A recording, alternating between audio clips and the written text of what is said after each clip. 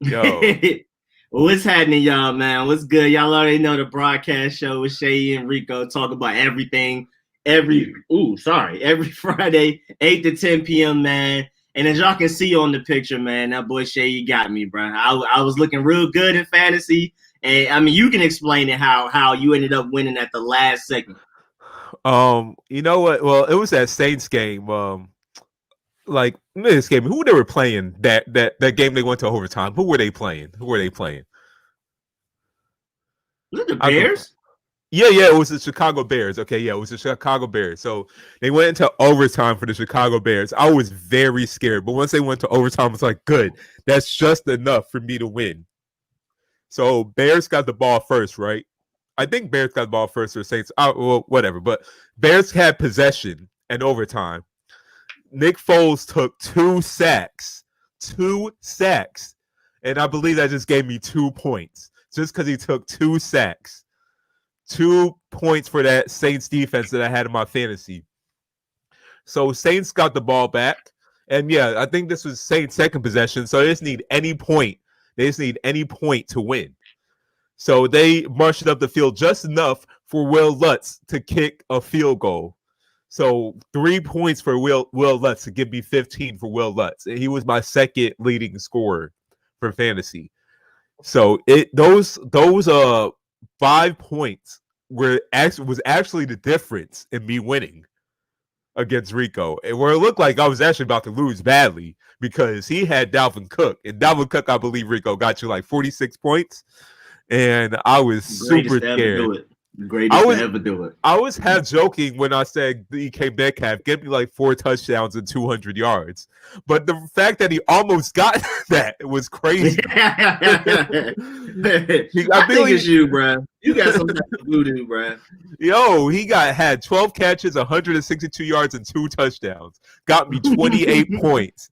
I couldn't believe it. After the last week, I benched him because I felt like he had a bad matchup. Got 2.3. When I started him as my last hope, he got me 28. Like just a stroke of luck I had with everything. It was perfect. It was perfect. Actually, not luck. Actually, scratch that. It's not even luck. It's skill. It's skill from the fantasy guru. Seyi, the fantasy guru, as you can see right there. I know what I'm doing. And as you can see from the picture, I definitely know what I'm doing. I hate football, bro. Fantasy has been making me more sad than my own team has. It's just sad. I think you hurt DK's feelings when you benched him. That's why he didn't perform well. I really think it's you. I think it's you. I challenged him. Like, yo, DK. I don't trust you for this matchup. You're going to have to prove me something. You don't have to prove me something. Look, I didn't trust you, and you proved me right. So now you better go into the next game and ball out. Tyler Lockett outshined you, DK. You better go to the next game and ball out. And he did. And now my record is 7-1. I am the unquestioned number 1 leader in fantasy because DM Casper from DMV, I think that's DMV Casper, yeah. He lost, so I'm definitely number 1. No one has a better record than me. No one is even tied with me. I got it. I'm the king. You know what? Let's pull the game. Let's pull the matchup. You can still keep that in the background, right now. You can still keep that in the background right now. I can only share one thing at a time. Nope. No. We're not keeping that up there for too long. Here we go. Right here. This is the ignorance that I had to deal with right here. Yes. Okay, so a lot of players, especially my receivers outside of DK, underperformed. That whole Panthers-Falcons game was just ugly for me. Calvin Ridley, I believe, got hurt like halfway. Robbie Anderson was non-existent, mostly because Teddy Bridgewater was non-existent. Yeah, and Hayden Hurst. I should have started Ryan Tannehill. Average. You should have. Hey, Ryan Tannehill is a Pro Bowl caliber quarterback. You should have. He's one of the top quarterbacks in the NFL right now. It was just the matchup. I was like, I mean, Carson Wentz versus the Cowboys. But it's a rivalry game. Rivalry games. I knew that in my back of my mind. Wait, this is a rivalry game. You throw the bad defenses out the window. You throw the bad offenses out the window. They just had that quarterback that I think that Italian name. I forgot. Like, look, he was so forgettable that game. I forgot what his name was again. Like the guy was just cleaving. Yeah, Ben DiNucci. Yeah, like could not throw at all. If they just had at least Andy Dalton, they would have won that game. He couldn't do anything. But that defense was definitely stopping Carson Wentz. And I knew Carson Wentz is just he's error prone and he's inconsistent. So I was just banking on the bad Carson Wentz. And even though they won, they still got the bad Carson Wentz. Dalvin Cook scared me. I didn't even know he was going to be healthy until the last second. And he came back like he didn't have any injury problems at all. My goodness, he carried the Minnesota Vikings over the Green Bay Packers. James Conner, which I didn't see happening. Oh yeah. Like literally, I think Cousins only threw like 14 times. I think that's how they have they have to play it. Like Cousins should not throw more than 20 times a game if you got Dalvin Cook in your backfield. Just let him run the ball. Play like the San Francisco 49ers offense. If you got to use Alexander Mattison, then use Alexander Mattison as well. They should not be throwing. Not with that guy in their backfield. Like I said, he is his generation's Fred Taylor. No matter how many times he get hurt throughout the season, when he comes back, he's like one of the top running backs in the league. And doesn't have like any injury ailment. So he'll just play like half the season every year. That's what it seems like with Dalvin Cook. And it's just like when he's on the field, he plays like he's fully healthy no matter what. Exactly. Like he never had an injury. Yeah, it just never existed. I'm so glad you played AJ Green. I am so glad you played AJ Green. Bro, he just started getting consistent targets. He was getting like 6, 7. Hold on, let me pull it up. Nope. I'm gonna show you what the thought process was behind this. The last few games, he's had 11 targets, 13 targets. I'm like, bro, just give me something. You ain't gotta have a crazy game. He did me a favor. I thought he was trending upward. They just looked like he would, if anything, I might at least get 9 targets, maybe 5 catches. That would have been enough. The trade deadline was coming up, and he started acting up like, nope, trade me out before the trade deadline ends, or I'm not going to play for you. And it was like, and Joe Burrow didn't want to look at his way. So just intangibles, things you just can't, you don't even see. And then Jimmy Graham, I couldn't do anything. The only other option out there, I think, was Jordan Reed. It was just terrible. I couldn't do nothing with that. And I would have started Jamison Crowder over AJ Green, but he was hurt. So it was just like, bro, come on, bro. Come on, bro. And granted, he plays for the New York Jets. So I don't know if you want to start anyone from that team. So I don't blame. I mean, when he's healthy, Sam Darnold literally feeds him infinitely. Okay. Like, look, he gets at least 10 targets a game. Like, I guess someone has to receive passes from that team. Yeah, somebody got to do it. That's why I like Jamison Crowder as a fantasy option if he's just healthy. But Clyde Edwards-Helaire, I was super shocked. He only got 3.1 points. It was that Le'Veon Bell effect. Yeah. And Le'Veon didn't even have a great game. He didn't. I'm so tired of fantasy, bro. Clyde Edwards-Helaire might not. If everybody's healthy, no bye weeks, I don't think Clyde Edwards-Helaire is playing the rest of this season, even as a flex. I know Juju Smith-Schuster sometimes is essentially like the third receiver on Pittsburgh at worst. Literally. So was that your reasoning for benching him? Yeah, I mean, because after Chase Claypool took off, Juju barely gets the targets. Like, even Deontay Johnson. Bro, he had one game with 14 targets, and at best, he produced 8.5 points. Like, come on now. Like, well, how do you believe in this? I just couldn't. I was like, AJ Green. Smith-Schuster, he's a number 2 receiver. He's not a number 1. He's as a number 2. I would love to have him because with Terry McLaurin, but if we didn't have Terry McLaurin, there's no point of getting the Juju. Yeah, Juju is not a number 1 receiver at all. I agree with that wholeheartedly.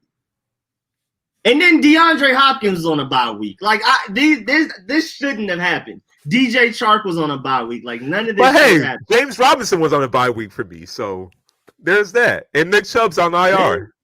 Yeah, true. I can't get. Yeah. But you just caught me on a bad week. What James Robinson been doing? Yeah, he has. Well, I'm saying, moment. Like, he's one of the top 10 running backs in fantasy. This guy's my star player. He's my star player. How you have Travis Fulgham on the bench? Oh my lord, this team is crazy. Yeah, the This fact team is crazy. I like Travis Fulgham, but it was just that still Carson Wentz. he's been balling lately. But yeah, that the Carson Wentz effect and the fact that he's still like relatively improving compared to the other receivers I have.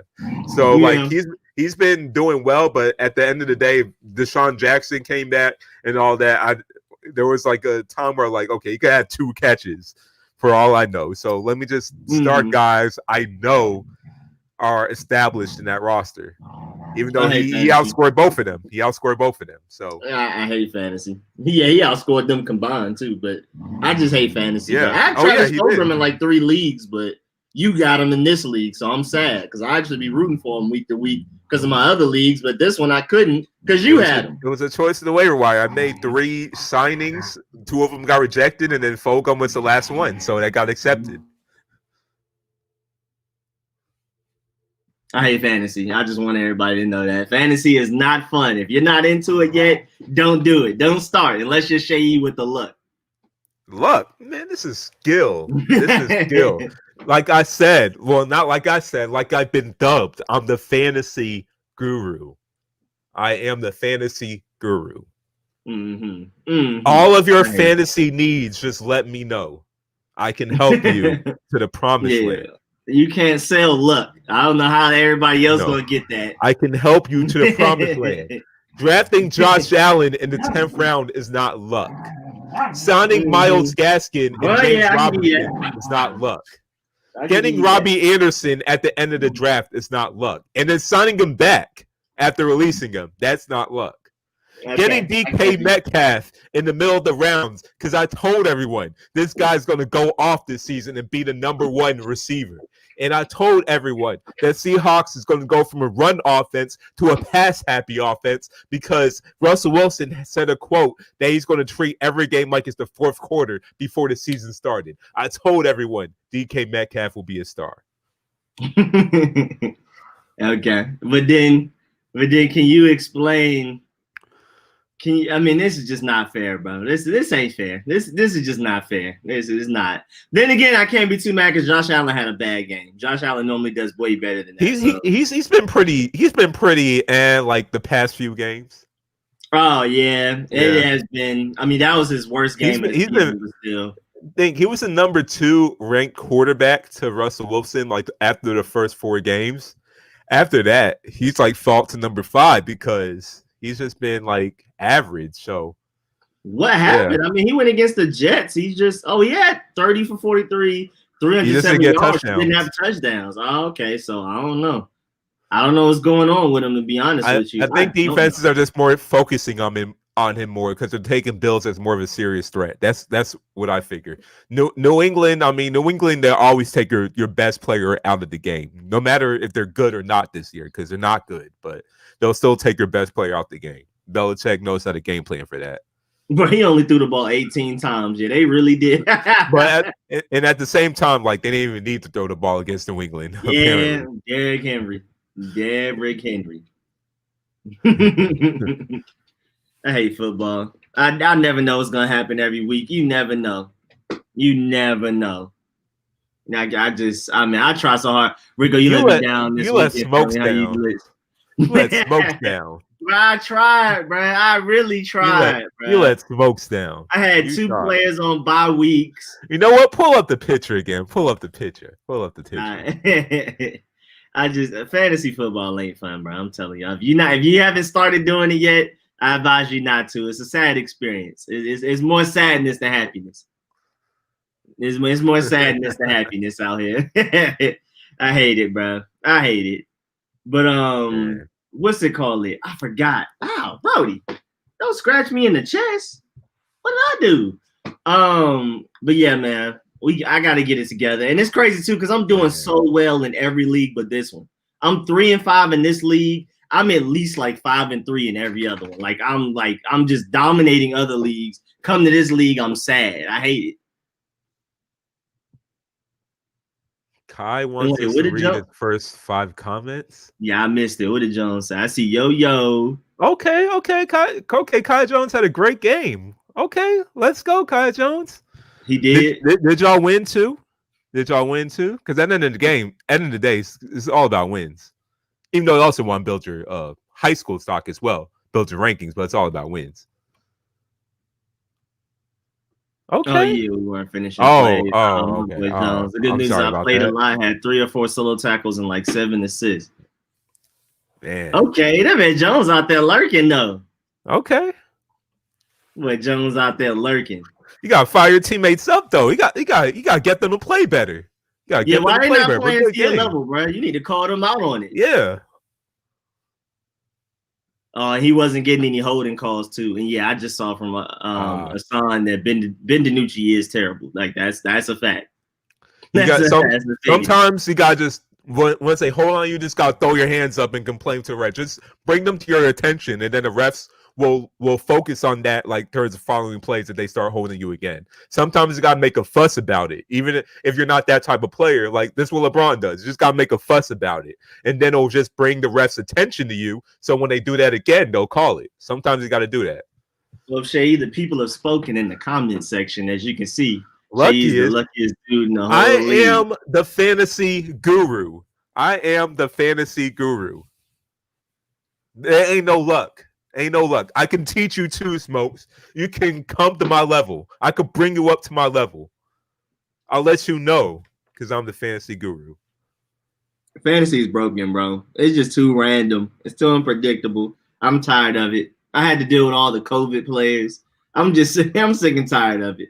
My teams randomly have a bye week 4 because of COVID. They were supposed to have a week 8 bye week. I said you should have drafted players that were less COVID friendly. I told you. You did not listen. I told you.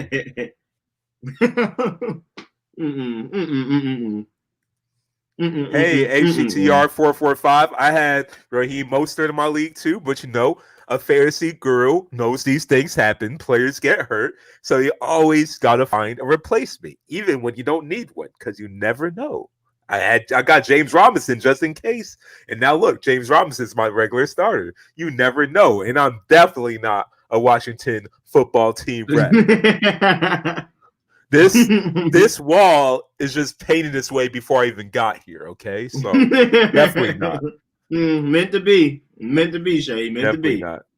Yeah, and Kai, like honestly, high school referees, it's kind of, I would say it's easy to be a high school referee, but that's kind of like where most referees would start. High school, middle school, like all you gotta do is just get a qualification. So some of these referees are learning as well. So sometimes, like, I know from playing high school football or basketball as well, like referees will mess some calls. Man, NFL referees be messing up. I can't imagine how bad high school ones are. I'm saying, I remember when I was playing in a freshman basketball game, and I blocked someone's jump shot, like all ball, like my palm and the hand was all ball. But because I guess referees don't see people blocking jump shots without a foul, he called a foul, and I'm like, don't you clearly see I had all ball? Like, but that's how high school referees are.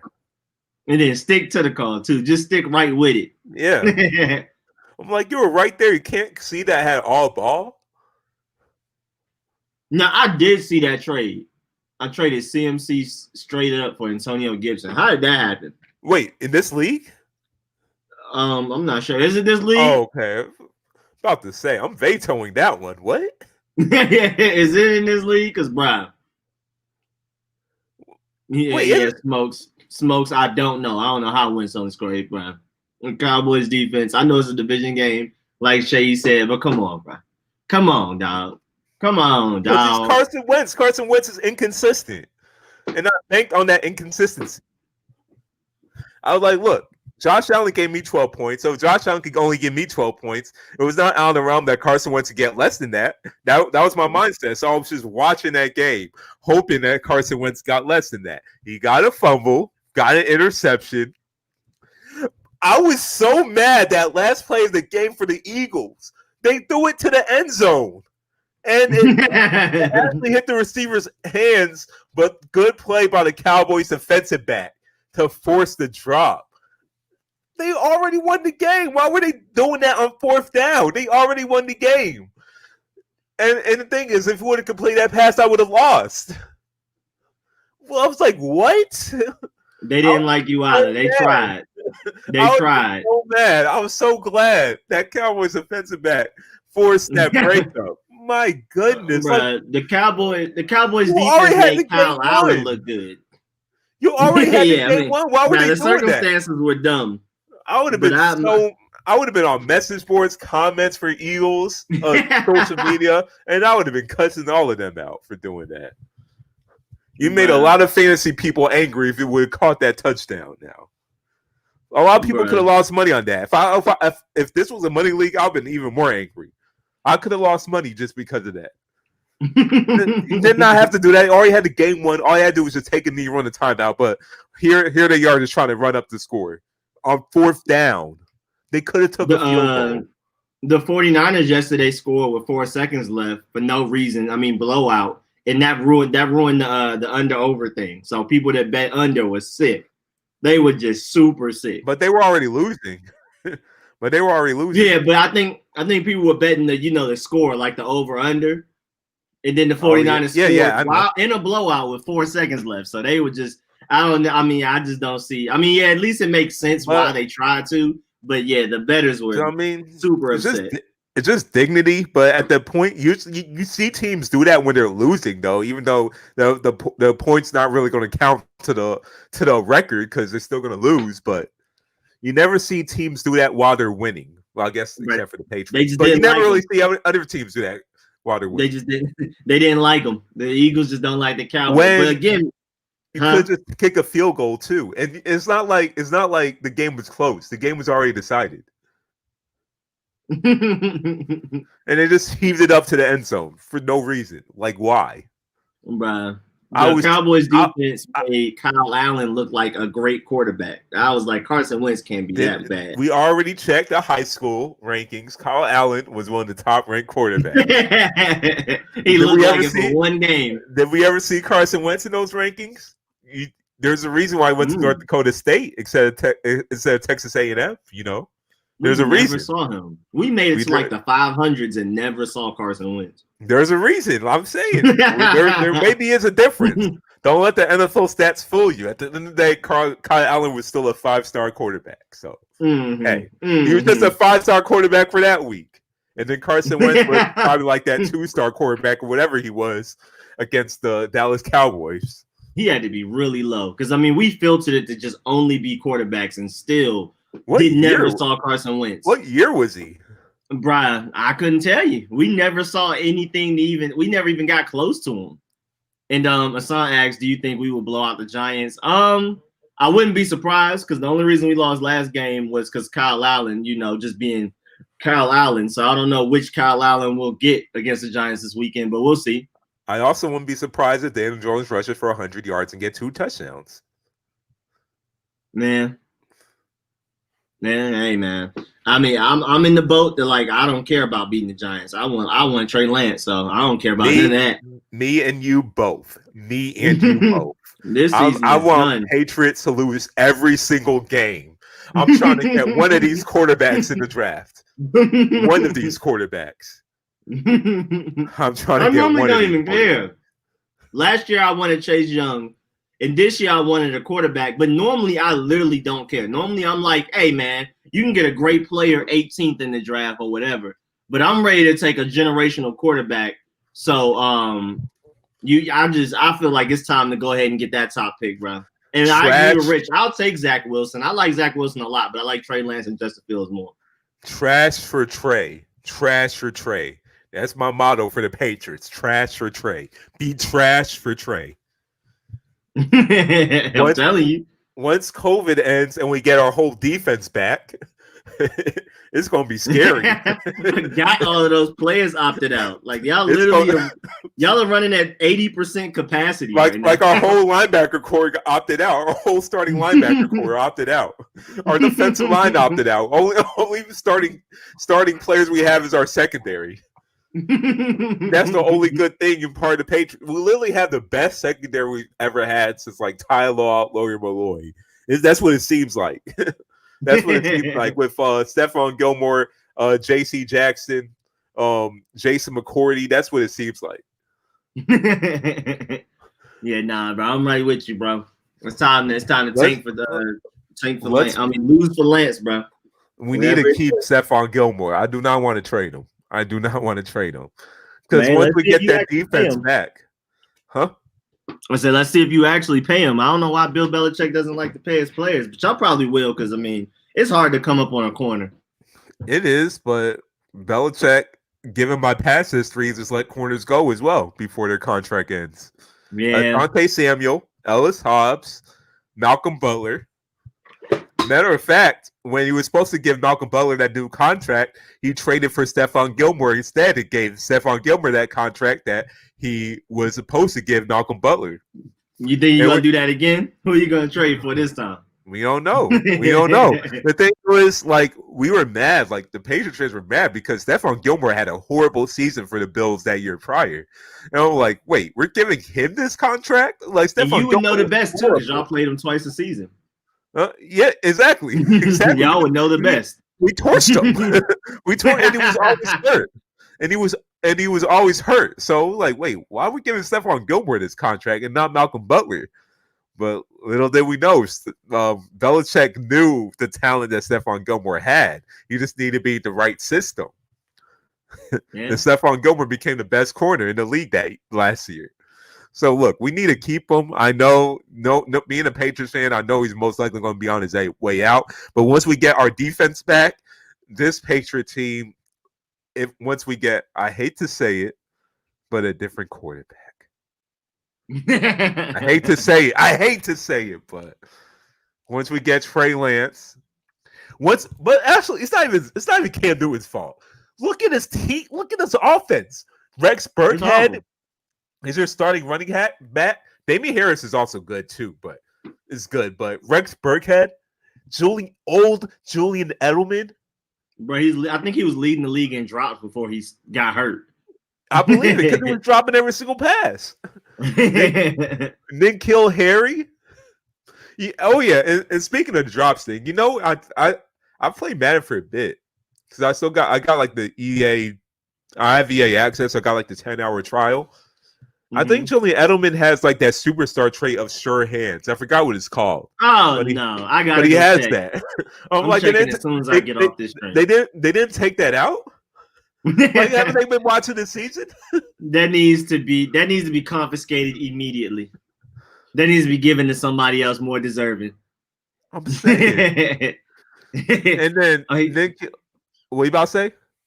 I was just gonna answer. He said, "Do you think Bryce Love will take Antonio Gibson's spot?" Nah, Antonio Gibson is too ingratiated into the offense, and that's Scott Turner's guy. We drafted him literally because Scott Turner wanted him. So even if Bryce Love comes out balling, I think Scott Turner, at the very least, gonna force Antonio Gibson into the offense. But yeah, just the one to answer that question real quick. I'll say it. Antonio Gibson's been a stud for the Washington football team. He has been a stud. Yeah, I like him. I'm excited about him. Like, next to Clyde Edwards-Helaire, he does look like the best back right now coming from that draft. Yeah, I like him. I like them both. Well, I mean, James Robinson been balling too, but I think I forgot James Robinson's the rookie. Yeah, James Robinson's the rookie. I forgot about that. Undrafted. It's a lot of randomness. I don't even remember when. Yeah, where was James Robinson drafted? He wasn't. He was undrafted. He was undrafted. Yeah. Oh wow! Because I was like, I don't remember hearing about him until he just started suddenly putting up fantasy numbers. You got teams drafting running backs in the first round, and then you get a guy like James Robinson who's undrafted and already like one of the better starting running backs in the NFL, where it feels like he's an upgrade over Leonard Fournette for that team, honestly, because he does more than just run the ball too. He's a receiver. It literally seems like you might as well just draft receivers late first round through the fourth round and take running backs late in the draft or undrafted. I mean, it's literally just how it's become. I think it's better to get a receiver in at least in the first 2 rounds. I mean, you could get a Terry McLaurin, I believe, in the 3rd round, but usually more often than not, you'll get like probably a receiver who's not a number 1 receiver in the 3rd or 4th rounds. But it seems like for a running back, you can get a starter in the 4th. You can easily get a starter in the 4th. Easily. Yeah, but I'm mainly saying you don't have to go top 10 for a receiver. It's just not. No. Unless they're like Randy Moss, Calvin Johnson, Julio Jones. You don't do that. I mean, because then you could have an Allen Robinson who's technically a top 10 receiver, but what does it matter when the quarterbacks that throw to him can't get him the ball. Exactly. I saw a compilation of how open he was on Twitter. It was like a whole 3-minute compilation of just this season alone, him being open and the ball just flying over his head. I know he's mad. Like even I know he's mad. Like even in the last game against the Saints, he was always open. The Colts couldn't get it to him. I would love to have Allen Robinson. Speaking of first round picks for receivers, it could have misses as well. Just how Patriots throughout the whole Belichick tenure was always misses on first round picks at receiver. Where it was Chad Jackson. Who else? Chad Jackson. There were so many. There has to be a list. There were so many misses, but Chad Jackson was the biggest one. Bethel Johnson. I remember Bethel Johnson. He had 98 speed on Madden, so he was great on Madden, but he was horrible in real life. We traded for a draft bust, Dorsett, Tony Dorsett's son. We traded for him. Dorsett. Yeah, Philip Dorsett. We traded for him. We traded for a first round draft bust, and now our newest one is N'Keal Harry. That's crazy too. We never draft well at receiver. Unless y'all draft no name edge rushers and make them great. Y'all draft anybody with defense. Anybody at defense. Yeah, y'all draft unknown offensive linemen. They end up being great, but y'all draft known receivers and then they just don't work. I don't know what that is. We draft bad at first round at cornerbacks too. We draft great mid-round for cornerbacks, but first round we draft horrible for cornerbacks. Well, y'all in the Seahawks seem like y'all do whatever y'all can to trade back, and it's for good reason. Safeties, we draft well for safeties. No matter where we are, we draft well. And they usually redshirt like their first year, like Kyle Duggar. But we draft really well for safeties. Linebackers always draft well because Belichick's the linebackers guy. Random linemen will draft well. Random people. Tight ends, we draft well. We draft well, as you know. Gronkowski and the receiver. I mean, and the other tight end I should not name. But yeah, receivers. Chase Winovich was good coming out of Michigan, but not that good. Like he's not. Offensive lineman. Offensive lineman too. Like no matter where we draft, offensive lineman. Yeah, for real. But it's just skill players, running backs too. We draft horrible at running back in the first round. So it's just skill players. That's just all it is. Remember Lawrence Maroney? Except for tight end. Oh, I remember that name. I got his jersey when he was a rookie because I was like that hipster kid where I did not want to get a Brady jersey because I'm like, that's too obvious. I wanted to get an up and comer. And Lawrence Maroney was a beast out of Minnesota. I loved Lawrence Maroney. I love that two-back system they had. Marion Barber and Lawrence Maroney. They both ran the exact same. I love both of them coming out of Minnesota. So I was happy to see Marion Barber do so well for the Cowboys. Although I hate the Cowboys, I always loved Marion Barber. And then Lawrence Maroney. I love when the Patriots drafted Lawrence Maroney, even though I wanted them to draft D'Angelo Williams because I always thought D'Angelo Williams was going to be a beast watching him out of Memphis. But I love Lawrence Maroney as well. So when they drafted Lawrence Maroney, I was happy, ecstatic. He did well his rookie year, and I got his jersey.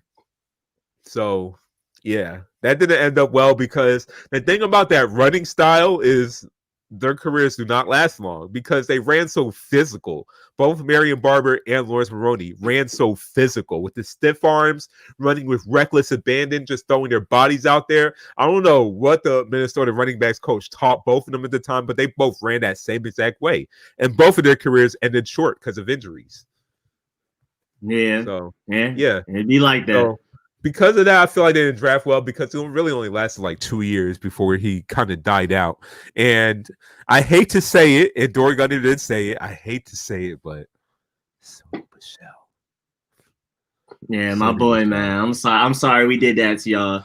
Nick Chubb over there doing his thing. DeAndre Swift is starting to learn. And then you just got Sony Michel can't stay healthy even when he's out there. He doesn't look great. I don't know, man. I don't know what to tell you, offensive bro. line didn't really help matters either with it running. So, but I've read it was a franchise guy on YouTube. He reviews Madden franchise and everything, but he did like a draft review, and he said coming out the draft that Sony Michel would be a bust. And I hated him for saying that.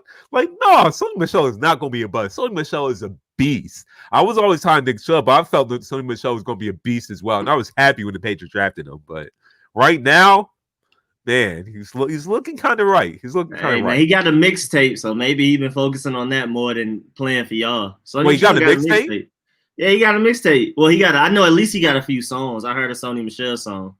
Matter of fact, I can go try to pull it up. Y'all won't be able to hear it, but you'll see it. I do not want to listen to that. So you've been over here been trashing the Patriots and you got a mixtape. He got a whole mixtape out here, man. This is why when he comes back, Damian Harris is going to start over him. But that whole offense, like you can't even blame Cam Newton. That whole offense is trash. That is like that is the worst assembled group of players on an offense in the NFL. Probably even worse than the Jets. Okay, no, not even that's worse than the Jets. As second worst offense in the NFL. Here you go. Fly Guy Stacks. That much better. Fly Guy Stacks. Fly Guy Stacks. That's his name. Hold on. Share screen. Wait, Belichick let this out there? Belichick let him do this? He been doing this since he was even at UGA. He just be making songs. His name is Fly Guy Stacks. This is him right here. Attack the Day studio session. This y'all boy. I can hear it. Y'all can't hear it. But yeah, this your boy Sony Michel, bro. 66,000 views, bro. It don't sound that bad. He had Rich Homie on a song too. He even got Rich Homie Quan on one of his songs. I mean, well, it was like a UGA anthem or something, bro. When you're a star running back for a huge college, I'm pretty sure you have a lot of pull. So, and you from you play for Georgia. Georgia run the music game. You can easily get a Rich Homie feature. You can probably get a Lil Baby feature nowadays. You can get the Migos, whatever you want. Young Thug, you know what I'm saying? Maybe even Gucci, T.I., you know what I'm saying? You get the whole city, bro. Our city really loves the city. And like, man, you want it, you can get it. If Patriots lose to the Jets, I'll be happy because that means we'll be higher up the draft order. So, hey, I'll be happy if that happens. And bro, same here. Brady's a great quarterback. I never said he was a system. I always said he was a great quarterback. He made the Patriots. He did. But Belichick is also not a trash coach. Look at this team. This team is, like, talent-wise, this team is one of the worst in the NFL. Half of our defense opted out. And that offense, like, Edelman is a year older.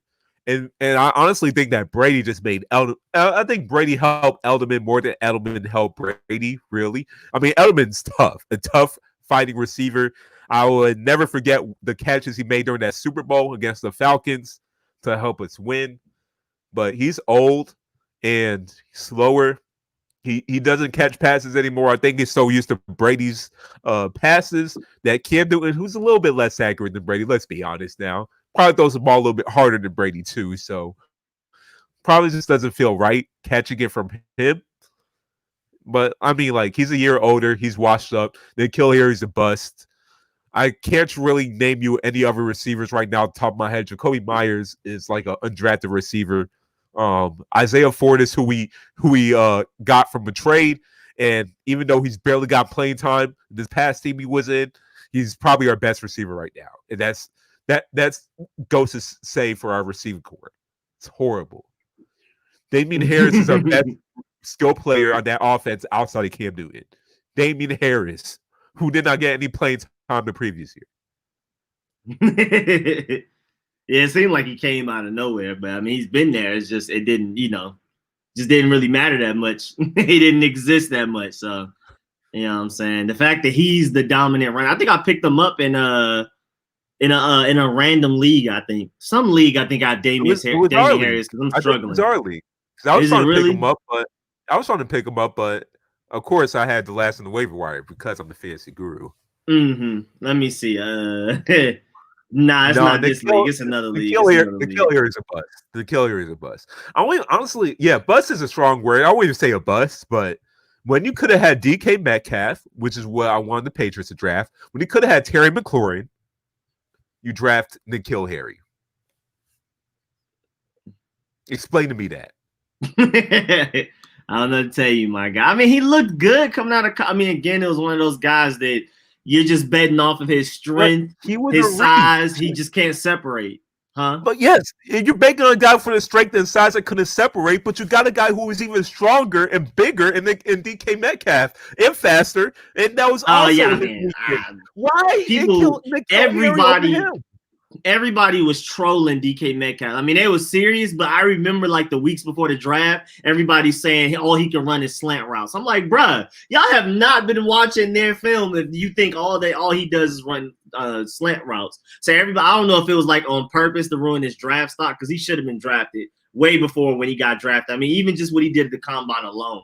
But then you look at his film, his tape, and he's doing people filthy at the college level. And it's just, I never understand it. I never understood it. It was just all that hate he received right before the draft. And maybe, I mean, that probably ruined his draft stock. People that don't do their own scouting.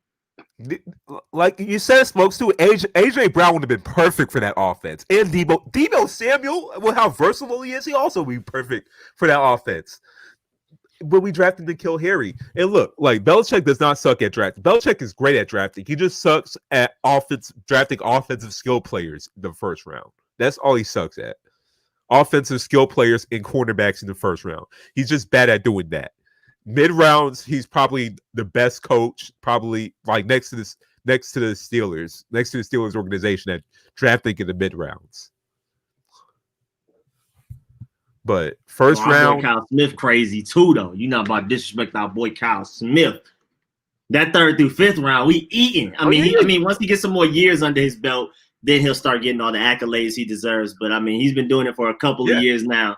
Can't wait for him to continue. I mean, my bad. I keep saying Redskins. Washington football team has been doing good recently. Yeah, that. But Belichick is definitely not horrible at drafting, because there's a lot of times where Belichick will draft a no-name player. We never hear who they are, and then 3 years later, they're like one of the best players in the NFL.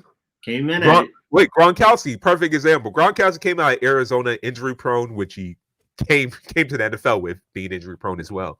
But he kind of fell. He kind of fell in drafting. Drafted him in the second round, became arguably one of the best tight ends. Well, not arguably, he is one of the best tight ends to ever play. Arguably the best tight end to ever play, at least stats wise.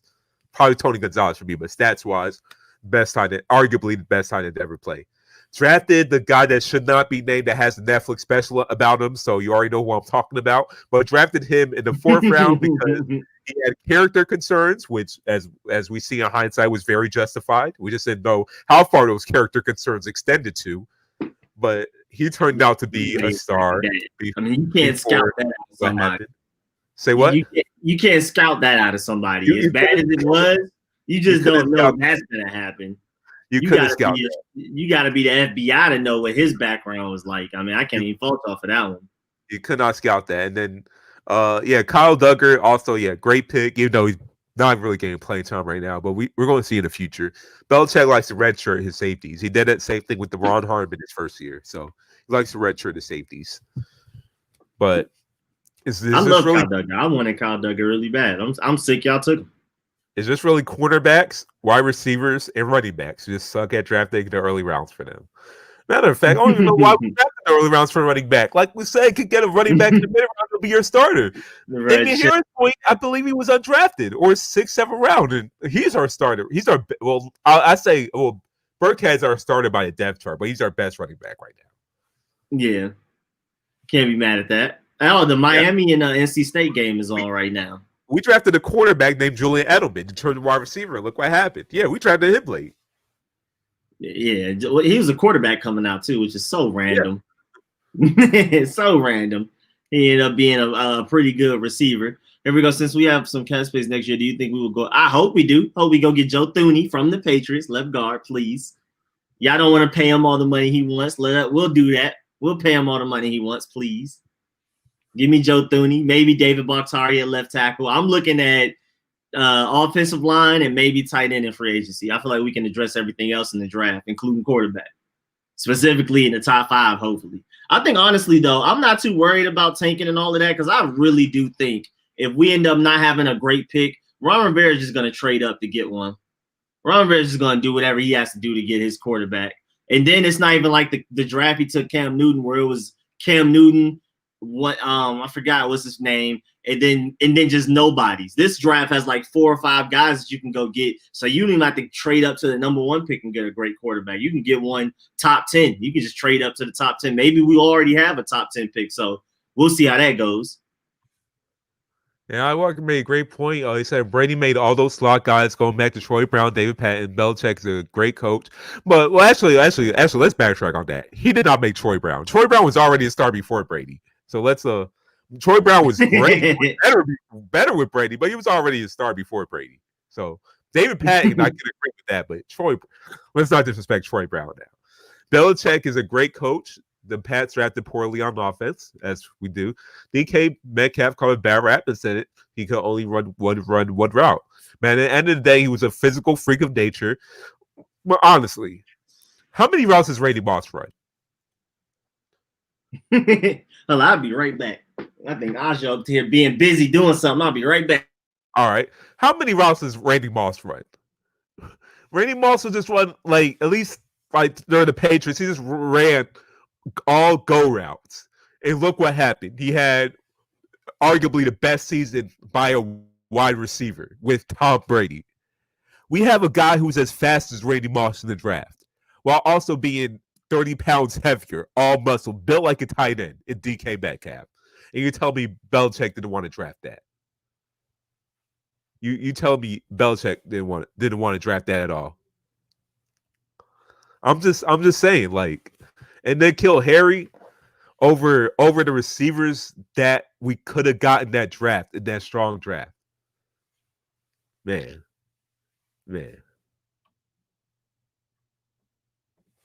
No, I'm saying Randy Moss is Randy Moss is the best receiver of all time to me. He's my favorite receiver of all time. Randy Moss is my favorite receiver of all time, but with Randy Moss, he was so physically gifted, so talented that he didn't really need to run any more routes. I mean, he didn't run the occasional in route, occasional out route. I mean, what they said about him just running one route, it's kind of overblown. But for the Patriots, really all he ran was just go routes. All he just ran was really mostly go routes. And look, I'm saying that Randy Moss is so physically talented that he really didn't have to run many routes because he was just unstoppable just running go routes. No quarterback could stop him. He was just so physically gifted. So, like, to me, like, look, Randy Moss to me in my opinion, Randy Moss is the best receiver of all time for me. But just because he is, I'm not saying doesn't mean he had a complicated route tree. He didn't really run many routes. He was just unstoppable running one route, so he just didn't run any other routes. Yeah, the Moss Jerry Rice debate is always funny to me because I mean you really can't convince the other side otherwise. You either care more about technique or you care more about just God-given ability. It's literally either one. And that debate, I mean, that debate will go down all time, just like the Michael Jordan and LeBron. You can't convince somebody that thinks LeBron is the GOAT, that Jordan is the GOAT, same vice versa. I mean, you're on the side, you stick to that side. So yeah, and that's always a funny debate. I say Moss. Yeah, Moss is better than Jerry Rice. Yeah, mostly because of that like God-given talent that he had. But yeah, I look. I'm with you, Smokes. I'm saying Moss is the best receiver of all time. I'm not just saying. I'm just saying just didn't have a complicated route tree because he didn't need to have a complicated route tree. He was unstoppable. So I'm saying that same thing with DK Metcalf. Even if the report was that he didn't really run too many routes. All he had was just one route. He was still unstoppable. Like, look at the stats he had at Ole Miss before he even left. Before he left, look at the stats before he got hurt. He was on pace to have well over 1,000 yards at Ole Miss before he got hurt. Like through like 5 games, I believe. So why not draft DK Metcalf? And look what he's doing for the Seattle Seahawks. He said, I don't know, only 9 routes to run. I like the Terrell Owens argument too. Terrell Owens was crazy too. He's definitely easily in my top 5. Oh yeah, T.O. definitely. Just automatically. The fact that is he still not in the Hall of Fame? Is he either? Because they hating on him. He's in the Hall of Fame, but remember he didn't give his speech like at Canton. He did it Oh, at they finally college. gave it to him, and he was like, "I'm not gonna speak there after y'all. Y'all didn't Yeah. give it to me for so long because y'all were hating." Okay, good. So he is in the Hall of Fame. Thank goodness. And you had so many old heads. You had so many old heads like being mad about that. No, I mean they disrespected that man. I remember because they were talking about how Terrell Owens, history, he shouldn't be in the Hall of Fame when there's people that act worse than that, but because they're quarterbacks, they let it slide. Yeah, easily.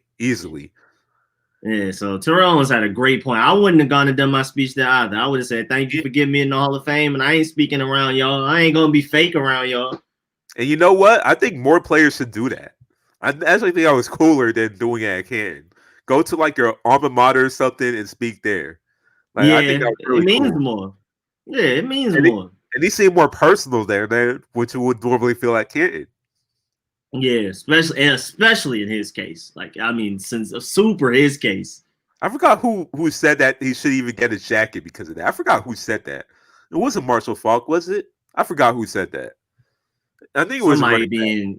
I hate how people just get so offended over little things. Yeah. Why him not speaking at the hall? What that got to do with you?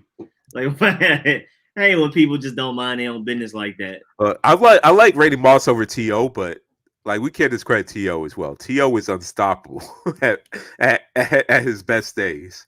Yeah, he had a lot of drops, but he also had a lot of targets and a lot of contested catches. And that Super Bowl where he played on basically one leg and still dominated was crazy. Yeah. They lost to the Patriots, but you know what I'm saying? That was still a crazy. T.O.'s crazy, bro. And usually, T.O. in my top 5. Like they'll say, like the argument is that star receivers don't really impact a team as much as you think. It seems like whatever team T.O. is on, that team is automatically better. The Eagles became a Super Bowl team with T.O. Donovan McNabb became an even better quarterback with T.O. Agreed. Much agreed. And that's Calvin Johnson's a good point too. That's pretty funny. Oh, what's the point about? Yeah, Calvin Johnson. Yeah, Calvin Johnson. In terms of talent, I felt like if he did play for the Detroit Lions, wait, what happened to Rico? I don't know, but I feel like if he didn't play for the Detroit Lions, he would be one of the best wide receivers as well. But he played for the Detroit Lions, so no one ever recognizes him as that. But talent alone, he is up there with Randy Moss. In terms of physically wide receiver, he's up there with Randy Moss. Even his stats say so, but the fact that he just played for the Lions and just got tired of playing football. His back hurt for carrying them. It's okay. It's okay, Calvin Johnson. You deserve better, and we all acknowledge that. Barry Sanders-itis. That's what it's called. The Barry Sanders syndrome. You end your career early just so you could get away from the Lions. I'm ready to just play with my own character in Madden and do this in real life now. That's a shame, bro. The Lions have ruined some great careers. I didn't even think about that. Yeah. I feel like Matt Stafford will be widely regarded as a better quarterback if he didn't spend his whole career in the Detroit Lions. Oh, he got my boy Smoke said Rice, Moss, Megatron, Larry Fitzgerald, and T.O. I like that list. I mean, I can't nothing you can really do with it. Yeah, you never know, man. If Antonio Brown would have not act up and played an entire career, would have been on that list. Yeah, he would have been right up there with him. But it's just we'll see what he does this year. I'm excited to watch what he does. Like we're missing someone though. What about Andre Johnson? I feel like he was funny for beating Buddy up on the field like that. Andre, he was carrying them Texans too, boy. Andre Johnson was a little bit different. I'm trying to see what other remember Torrey Holt. Torrey Holt was really good. Holt was fun. He's up to that level. Marvin Harrison, Reggie Wayne. Yeah, Vincent Jackson was even really fun. We kind of forget about Anquan Bolden because he wasn't that productive once he got older. Yeah. When he got older, he wasn't as productive. See, Anquan Bolden's legacy probably would have looked better if he retired before he got old. Because he kept having those old, strong, struggle years. Now, I'm not saying Anquan Bolden's top 5, but you know what I'm saying? I definitely think that, we got to always mention Anquan Bolden. We got to mention all of those guys we've been saying. In terms of longevity, definitely Larry Fitzgerald and Jerry Rice in terms of longevity. Right, Larry Fitzgerald is still playing right now. At a good level, too. Like, same with Jerry Rice. Jerry Rice, like, his prime lasted for a long time. Like even to the Raiders, he was decent. Yep. And I like my boy Chad Johnson. He's my favorite personality receiver of all time. I'll tell you that at least. King Sean, I was trying to not mention that name for the whole show. Let's not mention that name, all right? Let's not mention that name. I forgot about Isaac Bruce. I forgot about that. Chris Carter. I always like Torrey Hope over Isaac Bruce, though. But Chris Carter, definitely got to mention Chris Carter's name up there. Yeah, Chris Carter was nice. Chris Carter said some stuff in real life that made me mad, though. I can't remember why. Was it I just remember I'm not supposed to like him. Was it the fall guy thing? It's something with him not supporting his own race. Something like I can't remember. Wait, bro. what? Hold I don't on, know, something with him turning his back on us. I don't know. I forgot. It was something. I was like, yeah, nah. I mean, I can't rock with him like that. A lot of football players are like a lot of dedicated football players are brainwashing that wave. Honestly, like Ladainian Tomlinson, same thing. If you remember what he said. Wait, what did he say? Because that's my boy. That's my boy. Don't do this. It was like a few years before where he was just criticizing Black Lives Matter. I just remember something like that. Dang, bro, that's my boy. LaDainian Tomlinson with the Black Visor is one of my. Kaepernick. I think that's what it was. He was criticizing Kaepernick. Lord have mercy, man. Lord have mercy. I love Santana Moss too, but he definitely not like he not them. Moss is a beast, but yeah, definitely not. He not that. I'll put Santana Moss maybe over like a Vincent Jackson, but I'm not putting them over. I'm not putting them over those top 5 we mentioned. Honestly, he was one of the few former Jets players I liked. Like when he was actually on the Jets, I liked them. Yeah. It said Josh Doxson. That's funny. I saw that and I didn't even want to acknowledge it. He said, yeah, he slick talked his mama about them. She whipped that boy into stardom. I'm saying, like, they must not know. Atlanta does not know how to keep a lead at all. Well, Georgia doesn't know how to keep a lead at all. Hey, man, this is a good reason this time. Really? I can't believe we're blue, bro. I never thought. I didn't even think it was possible. I just when I went and voted, I was like, it's whatever. Throughout my lifetime living here, I am shocked. Through all the experiences I've had living here, I am shocked. Bro, you got to be really bad for Georgia to turn blue, bro. You got to be like a whole list of experiences. I am shocked. Oh yeah, definitely. RIP King Von too, my boy. My boy King Von got done dirty today in Atlanta. Oh wait, what happened? King Von from Chicago. He known for Old Block, but he not actually from Old Block. I forgot. He from not Terrortown. He from I can't remember, but you know he's like the face of O Block right now, even though he's not really from O Block. And he got killed today. Him and 2 of his boys. I think it was O Block. Dang, I know it was Slutty and somebody else. It was I can't remember, but it was he was 3 of people. He was one of 3 people that died today in Atlanta that got shot. For real? I never heard about this today. Yeah, that man King Von. They got the security footage too. It's hard to really know what's going on. There's no sound. Wait, where was that? It was in Atlanta. It's like a strip, like some type of hookah bar or something like that, right outside of it. They were fighting and somebody started shooting. And King Von and 2 other people on his side died. Quando Rondo, one of his boys, got shot because they're beefing. I think it's because of Young Boy. I don't know. I haven't really thought about it too deeply because I don't really care that much on why like Quando Rondo and King Von were fighting, but I think it's something like I think whoever Young Boy beef with, Quando Rondo beef with automatically. Like he jumping in it. He one of them people. And I think that's how they ended up fighting or something like that. I don't know. Man, rest in peace to him, man. That's the thing. Yeah, man. I like King Von, man. And that's the thing about going to these clubs in Atlanta. You just got to worry about because it seems like this happens a lot in Atlanta. Like, oh yeah, Atlanta. Fabio Foreign came down here. He ain't died, but his car got shot up. I don't know why people keep coming down here thinking it's sweet. I don't get it. Honestly, like going to a nightclub in Atlanta, it seems there's more chances something's gonna get shot up than not getting shot up. Hey man, people just clearly don't know. Maybe this King Von thing, you know, I didn't want him to die, but it's like at least now people will realize, like, hey man, stop coming down here and thinking it's just party all the time. Like these songs that's being said, I mean, you gotta remember Savage, you know, 21 Savage ain't the only one out here. It's not like he's just this one guy out here, you know, well, in his past, it was just a straight demon. You know what I'm saying? That's all of Atlanta. 21 Savage is the face that everybody knows. You know what I'm saying? And 21 Savage, you know, even with who he is, he done lost like 12 friends / family members to getting shot. All of them died or something like that. Like he's been shot several times. Atlanta ain't no joke. I mean, our music always sounds like party music. Maybe that's why people probably think so, because we don't normally make darker music. Our music is normally more upbeat, more fast paced, more melodic and stuff. Maybe that's why. I don't know.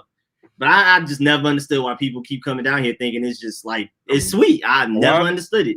A lot of artists that make it like to have fun, but also at the same time, like they ready to shoot up something too. Some of them artists are. Boy, that boy Fabo. Boy, Fabo, one of the most ready to fight people of all time. Ain't Young Thug like that? I say ain't Young Thug. Thug got control of it, bro. Y'all people don't understand how much Young Thug controlled Atlanta, bro. He like one of the top dogs. Like he wants you dead, like type of thing. He like big time, bro. Like it's a whole bunch of people under him. It's wild.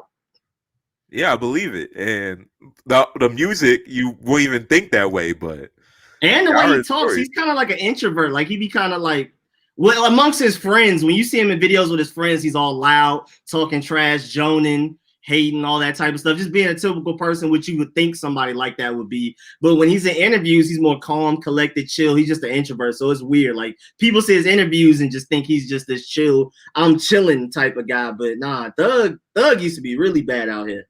There's stories about Thug out here. You guys, I think it was T.I., Waka Flocka, they all said they didn't meet him off rap. They met him off streets. And they were like, don't play with that boy. You can look it up. Waka and T.I., they both said they met Thug off of, I think T.I. said he met Thug from a dark place. And then Waka was on like the Breakfast Club and they asked him about Thug wearing dresses. And they're like, all right, keep talking about them dresses if you want to. You can keep talking. Hey, man. Like, I ain't gonna I couldn't imagine the way he said dark place. He probably even used the word dark. He probably found the source or something to find it complicated. He said it just like that, but you know how he slowed it. He was like, man, Thug, it was something like the same demeanor as like a constituent. No, he didn't use a big word. He was just like, man, Thug, man, you know what I'm saying? Let me just put it like this. I met him in a dark place. It was something like that where he was about to say something more, but he was like, nah, I'm not even going to do him like that and put him out there. Can't nobody move the same when you're not on your home turf. That's a good point, too.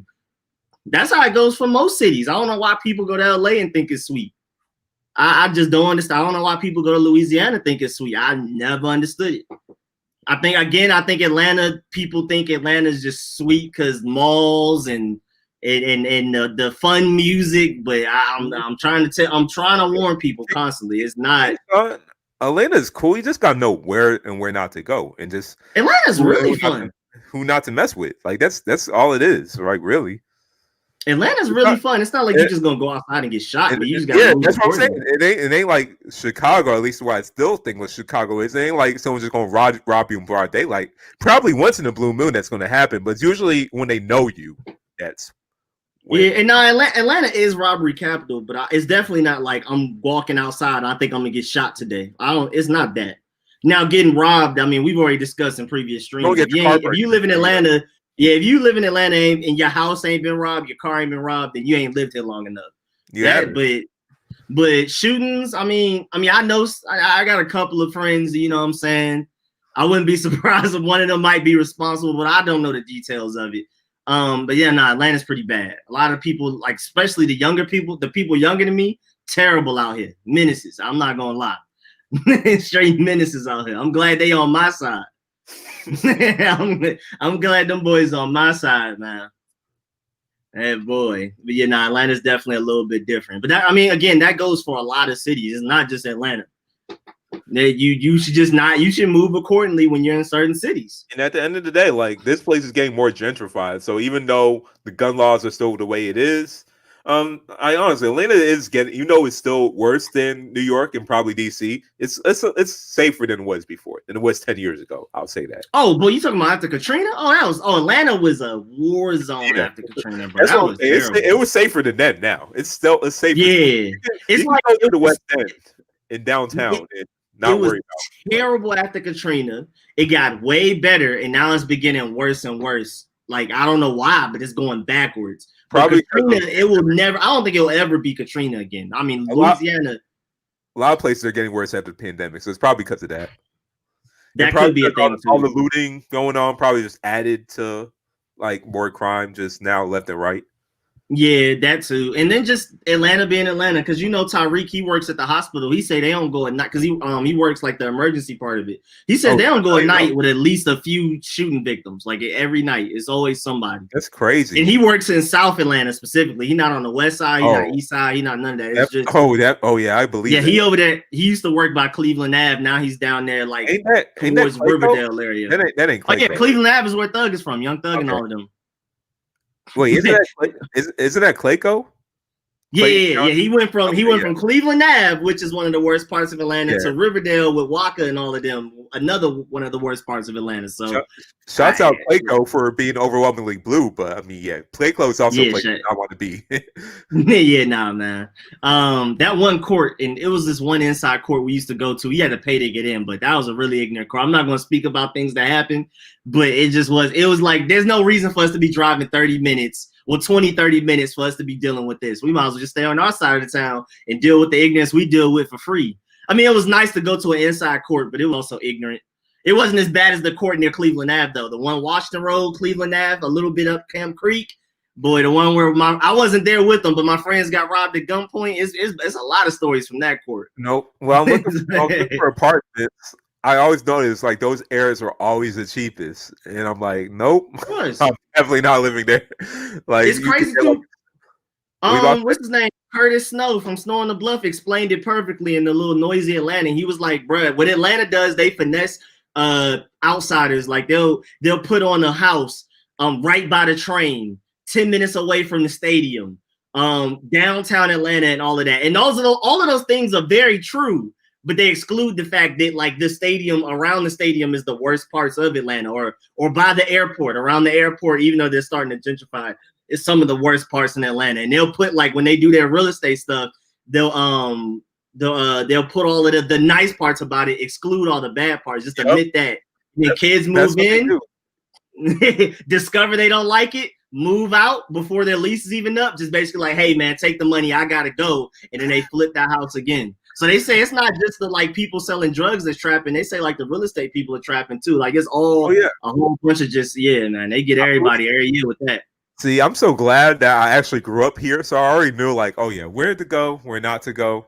Some of the spots I kind of don't really care. So I'm like, look, I'm not going to stay in the area anyway. I'm just going to sleep here. But there's some spots like Cleveland Ave. Like I'm just like, yeah, I'm definitely not touching that.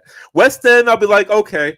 I know this part is a developing area at least. So I know a year later, this apartment will be worth much more than what it is right now. Yeah. But, so I could. That's what I'm saying. I can do the West End. Yeah, they literally have like a map of what they want the city to look like. Like literally outside in broad daylight. They have a map of what they want the area to look like. Like it was like a year from that, but they didn't factor in the pandemic, so I'm pretty sure it's delayed now. But they had a map, and I'm like, I looked at it, I was like, yeah, this place ain't gonna be the same anymore. So I looked at that, my West End might be the spot. And honestly, like, look, like there's a lot of unsuspecting college students, so they'll ever take them or taking someone like me that's been here, that lives here, at least. And I was about to say, my mom just had a really good point about the fact that we moved right before Katrina, and we were like, "What did we do? What did we do to deserve that?" No, we moved like right before because we didn't know. Man, that's like the worst. That was the worst time. We moved here for family too. Like it wasn't random. Like, we moved here. We moved here for family reasons, and then everybody, like my whole mom's side in Maryland, we all moved here piece by piece, and now we all basically went from Maryland to Atlanta. We're like 20-something deep out here, also. But like, bro, we came like right before, so we were like, okay, this is nice, this is cool. It is, and then suddenly it just went up. It was up there and it was stuck there. We don't know. We weren't expecting none of that. You know what's funny? So I was like a little kid when we moved. I was in first grade or first grade. Yeah, I was in first grade. I was at the end of my fifth. I was like in the summer of after fifth grade, going into sixth. Yeah, I was in first grade. Yeah, I was in first grade, and then we moved to Georgia. So I don't remember much, but I just remember we moved to Marietta, and from what I remember, then Marietta was not the Marietta that we know today. It was not the nicest area. I believe it was the hood. that we moved into. We definitely apartment. The apartment we moved into was kind of broken down a little bit. It wasn't broke. It was just that we had so many rodents. Like we have like insects. Like it was like Bugs Life in our apartment home. So it was like I saw like a bunch of like unidentified insects I've never seen before in my life. Like everywhere, like in the corner. I remember I was sleeping on the floor, like during like our first, second day living there, and then right before I was sleeping, I just see like 5. It was like crickets or something. I forgot. They were just like fighting around the light, like they were just like circling around the light, like out of nowhere. It was so crazy. Then eventually, I see like a rat, like a couple rats in the house. Like it was, and then just the area outside of it wasn't the best. Like even the kids I grew up with. Like even though we were all little kids, like I could always see, like they weren't like the best crowd to be around, even as little kids. So so it was just like it was a mess. It was a mess. But then we moved to the suburbs, but so like that was the story that I had moving into Georgia. Yeah, we moved right in. We moved into a nice neighborhood, and well, I mean, it's supposed to be, and it is a really nice neighborhood, big houses. But I don't know what it is about this area of Atlanta where it's like people with money, but it's like people with money that moved from their hood to this area, and then just kind of made it hoodish. It's hard to explain. This area is weird. Our houses are big. It's really nice. It's technically suburban, but I mean, again, I have some friends from other parts of Atlanta that don't like coming to where I'm at because it's so ignorant. Specifically, where my house is, I'm good. Because I like the court. You say what? I love your area. Like I love Cliftondale too. My brother lives in that area. Cliftondale too. Some people just hate that gas station by Cliftondale too. They think it's just any given moment is gonna get shot up. I don't think anybody's ever been shot there though. I know that gas station you're talking about. Like. The thing is, like, I don't like hanging around the areas, but I like just being in that area. But I like hanging. I got for that. I mean, again, that gas station always has my peach crush, my watermelon crush. I love that gas station. If it wasn't for Corona, I'd go there every day to get something. That'd be like my little slice of New York because it's right there. I can walk to it if I want to. Get me what I need. He said if ATL was his own state, then maybe I would consider. But as long as it's GA, y'all can have it. Wait, let's think about finding a Black Widow or Copperhead. Yeah, we have. I deal with praying mantises daily. I deal with Black Widows every now and then. Praying mantis. What's it called? Scorpions. Every now and then. I have like little mini scorpions. I can show y'all a video. I have like little mini scorpions that I deal with. I came across praying mantises. Let's see. You said they shoot movies at that gas station? I never knew that. I've never seen that. Oh, that's a pretty okay. Yeah, I've seen a lot of these. Yeah, I deal with praying mantises almost daily out here. I deal with the huge spiders that make the webs that are bigger than us. I mean, it starts from middle tree all the way down. They're called orb weavers. There was one in this room. Actually, the spider web is like still like it's up there on my wall. Bro, I hate orb weavers. Bro, I was lying down in my bed, and then I just see like the spider literally just fall from his head, like right in my face in front. But yeah, I used to have to deal with that. I just jumped up and I just turned the light on. Like, I just threw the whole bed sheet away. Like, let's put this in the washing machine. I didn't even kill the spider. I couldn't find it after. I didn't know where it went. When I used to live in the basement, I used to have to deal with that. And like, I'll just be playing Xbox and then doop, just spider out of nowhere. I used to be afraid of them, but now it's more, I mean, I'm still kind of afraid of them, but it's not to the point that I see one and run. At this point, I just fight back. I kill them. I come back. I get the salt gun. I get the raid spray, whatever I got to do, and they got to die. I got to see them die. I actually seen spiders kill each other. The show, like literally right before. Oh, you did? Yeah, there was one in the bathroom.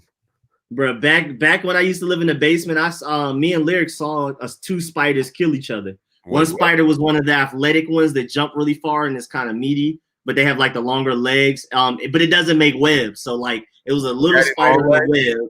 Nah. The granddaddy long leg is the thing with the body, and then it's really long, skinny legs that you can barely see. Now I'm talking about like the athletic, like man, let me see.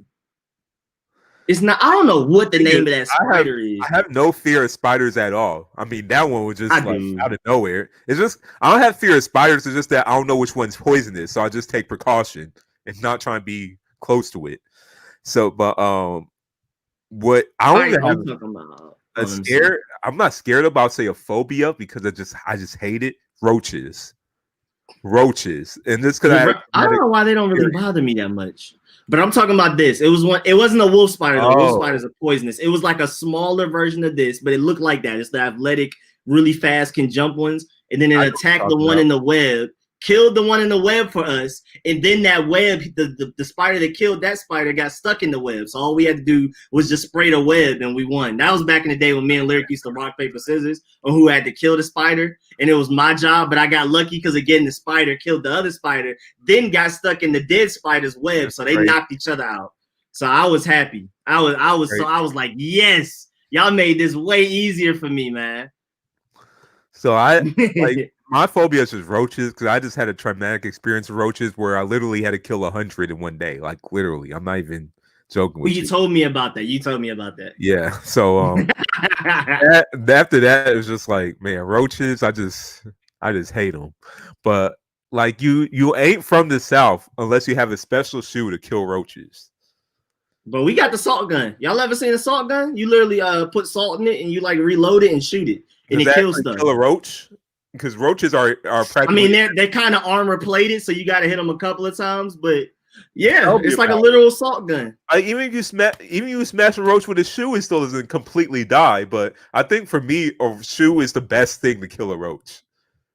Actually, I mean, yeah, you got to get it done. I mean, out of the way, but yeah, the assault gun is pretty effective because, like, I mean, if you put it to your skin and shoot yourself, it really hurts. Like, it actually shoots the salt really hard. Like, it literally kills them. Buy one, okay.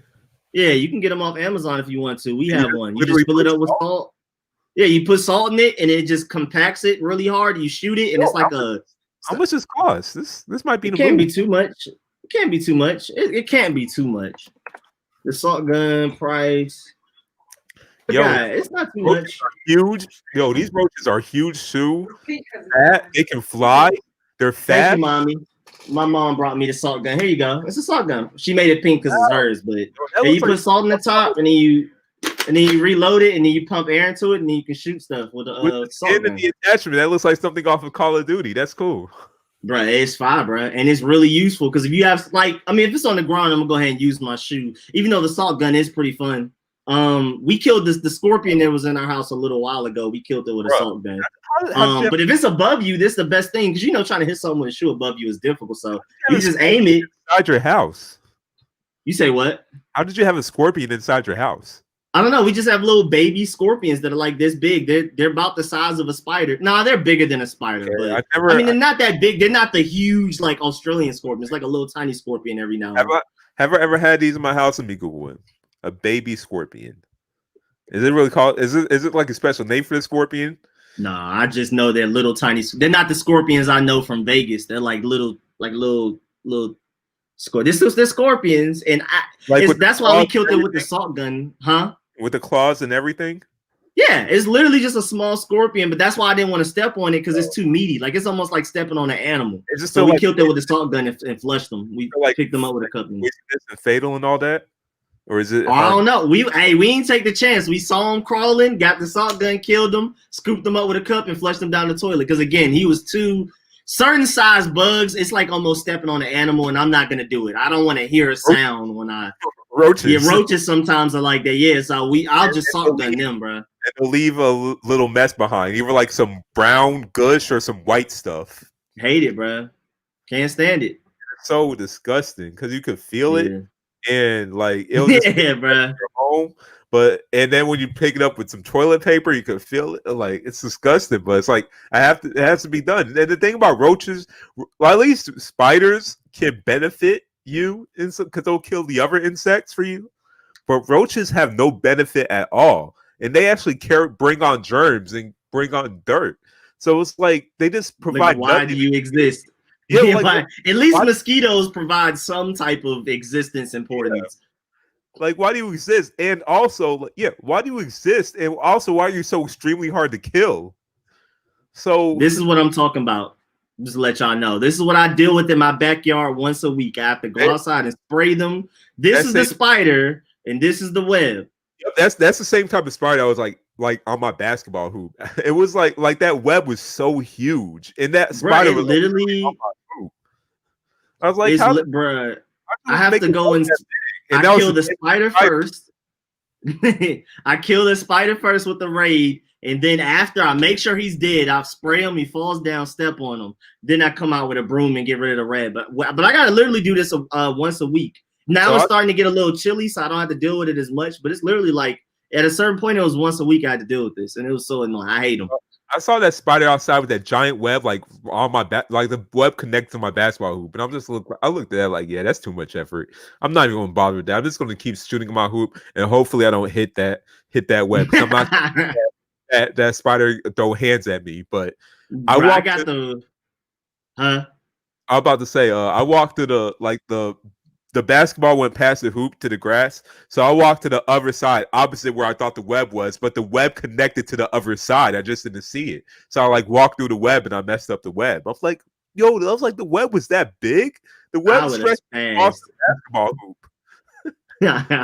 I would have spazzed. I'm still, if I walk through a web, I still have like a little moment of, and I gotta hurry and get it off me. Now I don't run in the house or nothing, but it's like I walked through the web and I was trying to like take it off me. Like, what? It was like, oh well, bro, I just assume the spider's on me when I walk through a web, bro. I just assume. I'm like, it got me. The spider was hanging like on the opposite side, so I was trying to stay away from that spider. And that was a huge one too. That was a huge spider. Bro, I'm telling you, these orb weavers are different, bro. They're different. That one.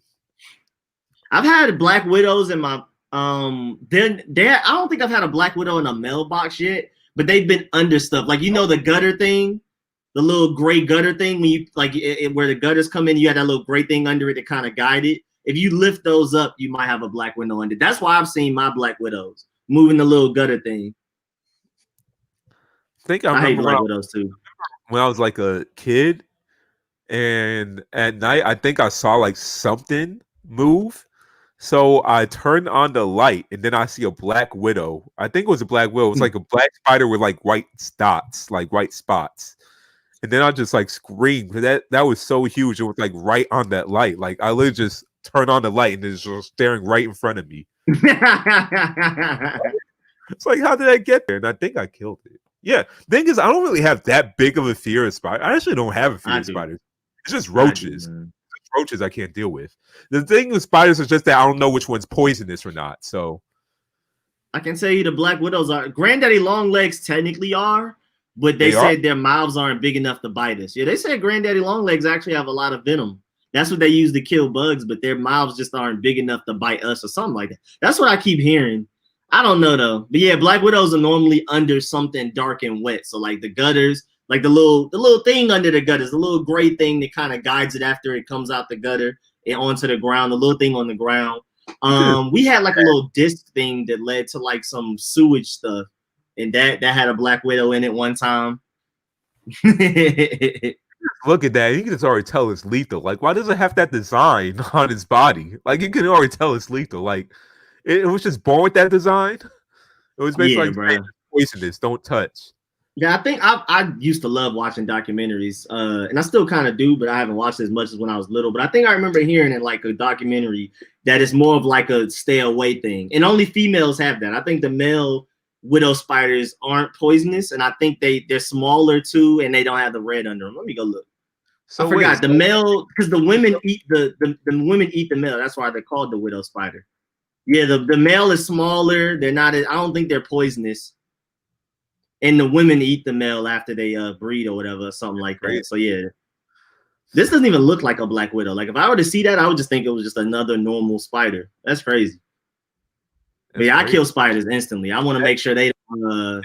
Male black widow spider. Why would I ever want to mate? Yeah, bruh. I think praying mantises do the same thing too. I think once they mate, the woman kills the man.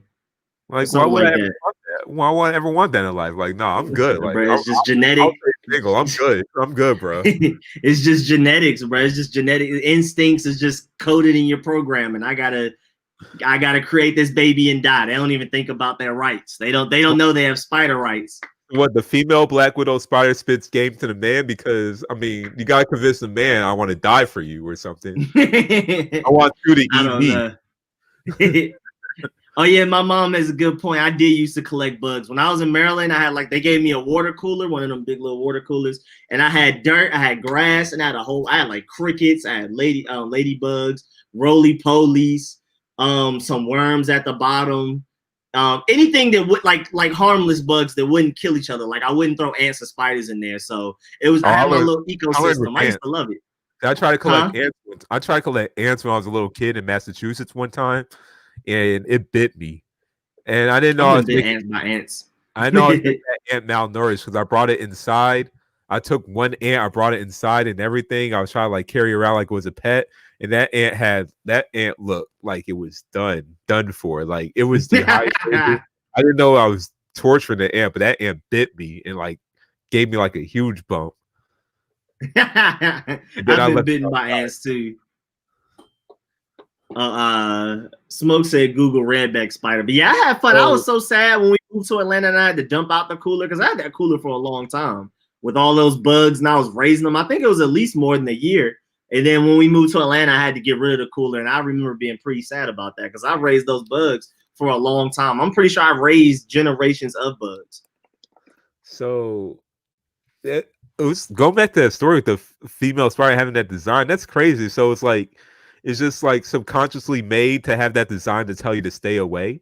Yeah, something like that. Because usually they've said just naturally, just off of like natural selection and adapting over time and all of that type of stuff. If a bug doesn't blend in its background, then you know it's dangerous because it has no reason to. It didn't have to adapt camouflage. Like other bugs have to adapt camouflage to survive. Like they have to not be seen. But something like a black widow with that red mark is like, hey man, run up if you want to type of thing. It's basically like that. Like scientifically, it's like, hey man, play if you want to type of thing. And everything else is kind of, over time through generations adapted to blend in with their backgrounds and hide. So what about other spiders that just have like different other types of designs? Is it the same thing? Just, hey, run up if you want to. I don't need, what do I need to hide for? I'm the dangerous thing out here. I'm the predator. Yeah, that spider I saw as a kid that was like black with, it wasn't a black widow, but it was like black with like white spots, like white dots all over it.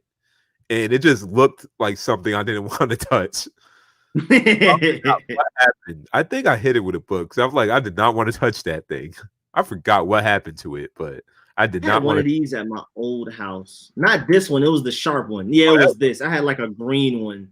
He was like green in a web. It was crazy. I've only seen that once in my life. It was a green one of these. It wasn't this. It wasn't small. It was like more of like a sharp, razor sharp, pointy looking one. It wasn't round like this. It was more like this, but a little bit sharper. Like this part was like squarish. I don't know why it was green. I don't know, but it was big. That was crazy. I've only seen one of them though. Hey, Smokes, I just wanted to know. I'm just fascinated. I'm just fascinated though. He said, "Heard cockroaches in Florida fly. Cockroaches don't fly everywhere." Wait, y'all cockroaches don't fly? They fly in the south. So it's not just Florida; it's in Georgia too. Like there's a lot. Yeah, wait, I thought cockroaches flew everywhere. No, it's just in the south. I think it's just in the south. Yeah, that's what we got. That's why we got the salt gun. You know what I'm saying? There ain't no problems over here. Cockroach flying, crawling, whatever. Didn't even get to the point. Oh, yeah. I don't even remember what point. I don't even remember what point we talk about. But wait, so yeah, cockroaches don't fly everywhere? Oh man, that's wild. He said y'all talking bugs, no football talk. We talked about football earlier, but I mean, this is the Friday night podcast. We go on tangents. We talk about whatever, whenever. It just be anything. It literally be anything. But yeah, nah, man. That basement was the worst. Now that I'm living like ground floor and I used to live upstairs in this house, it's not as bad, even though I still had the scorpion upstairs. Let me type in mini Georgia scorpion. Georgia scorpion. But back in the basement, it was horrible because I lived under the bug, so it was bad. Black spider with white spots are just jumping spiders, so they're not dangerous to humans. Okay, but that spider did look scary. So it was just a jumping spider I dealt with. Wait, so people don't know the spider that roaches fly? That's wild. I just assumed all roaches flew. No, it's something that roaches adapted. Like how you said how spiders just have like natural evolution. Well, evolution. They like grow their spots to blend in. So roaches, as another way to avoid getting killed, because they seem like they have 1,000 ways to avoid getting killed. They adapted flying so they can That's escape. wild. Oh, and here's the scorpion I was talking about. It's literally like this size. This is exactly what would be in my house. It's not that big. Hold on. It's really not that big. It's about the size of a penny, but it's literally like a scorpion. It's literally a scorpion. I want to see your comment. I want to scroll up to see your comment, Smokes. My bad. Let me see. Y'all can't stay focused on one subject to save y'all life. What's good, Larry? Rico, I'm showing them the stalk game. Rico, Google redback spider. He said Google redback spider. Yeah, I Googled them, but I never got to the next point, like what we supposed to do afterwards. I'm about to go back, so let me share the screen. But yeah, if y'all were wondering, this is about the size of the scorpions I get here in Atlanta. They're like, yeah, it's literally about this size, generally. A little bit bigger than that, maybe. This is probably like one of the smaller, but they don't get big. They're not the full-blown West Coast Australian spiders. It's more like, scorpions. It's like these. So this is what I do. I deal with spiders, though, and praying mantises over here. And then, of course, lizards, frogs. We had like a frog epidemic recently, like from August to like September, a little bit October. Frogs everywhere. I don't know what happened. That was the first time that's ever happened. Salt gun dangerous. So let them know, Lyric. That boy Lyric aim with the salt gun crazy. I don't have Lyric aim. He said, nah, it's all good. I'm effing with y'all. Nah, Lyric got the aim with the salt gun. When Lyric used to live here, we give him the salt gun to do it because his aim is better than mine with it. I never really practiced with it like that. Lyric on point with it. I need to get that salt gun. That salt gun works so well. But look it up on Amazon. Wait, but Smokes, what were you trying to say with the redback? And then what were you saying? I would say, can you actually put the salt gun on like spots? Like, let's say if you have a lot of roaches in your home. So you put this salt gun like in different spots of the house, and can that keep the roaches away as well? No. It's just straight direct contact. You shoot them. It's not like it's no prevention. It's just you shoot them. It shoots really hard, so it pierces their skin, and then the salt gets inside them and helps melt them. It's kind of really bad when you think about it, but hey, roaches and spiders, man, gotta go. You got taken down. Who wants to talk NFL? It's on Amazon. Yeah, y'all can go to Amazon to get one. But yeah, what was Smoke trying to say about the redback? And yeah, yes, sir. 2K Next Gen coming out. I'm working on my thumbnail right now. I need y'all to tell me how y'all rocking with it. I'm trying to get my 5 thumbnail going. Hold on. I'm gonna give y'all a little preview. It's not done yet. But this is what I got so far. I got the little, you know what I'm saying, the little thing right here. Honestly, though, I might have to slide through your house just so I could play that next gen because I have not pre-ordered it. Oh yeah, I already got my Xbox. I wish I could have gotten more so I could sell them. But yeah, I'm working on some. This is gonna be my live stream thumbnail. I still gotta come up with like a thumbnail when I'm gonna do release videos. I'm gonna do build videos. So I still gotta do that. My thumbnails for those. But this is gonna be my live stream thumbnail. I might fix this little splash at the bottom because it's a little blurry. So we'll see. But I got the little green release with me. Lyric told me to add the sharpshooter badge, so I added it right here because at first I wasn't here. And I got I'm going South City Vipers. I got to. Come on now. South side of the country, south side of Atlanta. It's too easy. Then it's the Vipers, so it's Slime with Young Thug and all of them. It's just too perfect, bro. I had to do the Vipers. Plus, their court looks the best in my opinion. My favorite color isn't even green. That's the only thing. If they would have been orange, this would have been the best possible thing ever. But other than that, man, other than the colors, man, I love it. The design of the court, huh? Y'all gonna hate me in the comments for this, but when does the next gen consoles officially come out? Because like I've been out the loop because I haven't bought one myself yet. I'm gonna wait until they get more in stock. I wasn't trying to get to the rush. I also don't feel like spending money right now. I should have went and bought more so I could resell them because you could have got a PlayStation for like 500, resold it for 1,000 right now, but they going for 1,000, bro. So that next release come out, I'm gonna try to get one. I'm not playing, bro. I'm trying to get another one. That would have been better than investing in the stock market, honestly. And there y'all go. Lyric said November 10th for Xbox, November 12th for PlayStation. That's the crazy thing too, because Xbox gets 2K early, so I'm gonna try to jump on that and get those views. But at the same time, it's kind of better to be later like PlayStation because you can see everybody crash test dummy with like builds and stuff. Like Xbox people gonna have terrible builds, great builds, and then PlayStation gonna be able to sit back and be like, I don't want to do that, I want to do that, and then be able to make their decision off of that. So it's like it's good to be both. But I'm kind of glad for me being a small gaming, like my gaming YouTube is terrible right now. So for me being small, the opportunity to get games early is great for me. Plus, like most people not gonna have Xboxes or PlayStations till Black Friday or even as late as January. I think they said they restock in January. So until then, who the ones of the people like us that actually have next gen are gonna have a better opportunity of blowing up on YouTube. So I'm gonna go crazy. I'm gonna stream, edit videos, all of that. I'm about to go crazy. If they even have a PS5 for a slight discount on Black Friday, I am getting it. Like I got to be early. I know that's going to sell out like in 5 seconds, but they have it for a slight discount or whatever. I'm getting it. Yeah, I'm down. I'm going Vipers for sure. Beast of the East. I've heard a few people say they like the Beast of the East. But I gotta do. I mean the South, bruh. Then it's the Vipers. So Slime, like Young Thug, who's also from South Atlanta. That man from Jonesboro Apartments. They tore him down though, but he from over there, Cleveland Ave, not far from Camp Creek. He said, so the point about the spider being dangerous, it stands out, may depend on the species. Oh yeah, that is. I mean, it's a general rule. Not even just spiders, like anything. Like the poison dart frog is the most beautiful looking frog ever, but it's also the most poisonous one because it's just like, you know what I'm saying? It's like, hey, man, eat me if you want to. You know what I'm saying? Like, hey, play that game. Poison dart. I found, yeah, bro. I'll show y'all. Poison dart frogs are beautiful, bro. Beautiful. I would want one if it wasn't dangerous, and I would not touch that. Look, I've never seen a frog look like that. Yeah, I would not touch that at all.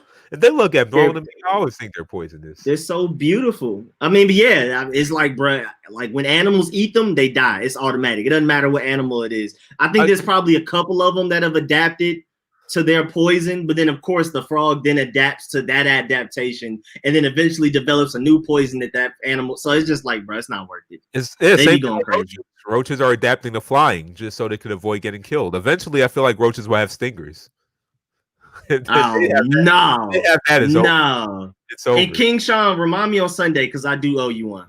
And then I gotta rebrand it, so I'm gonna put my game channel out there once I rebrand it and get rid of a bunch of videos and stuff like that. I'm gonna start promoting it on here. I'm gonna rebrand it and everything. I gotta come up with a new header, new intro, new outro, all that type of stuff. So I'm working on that right now.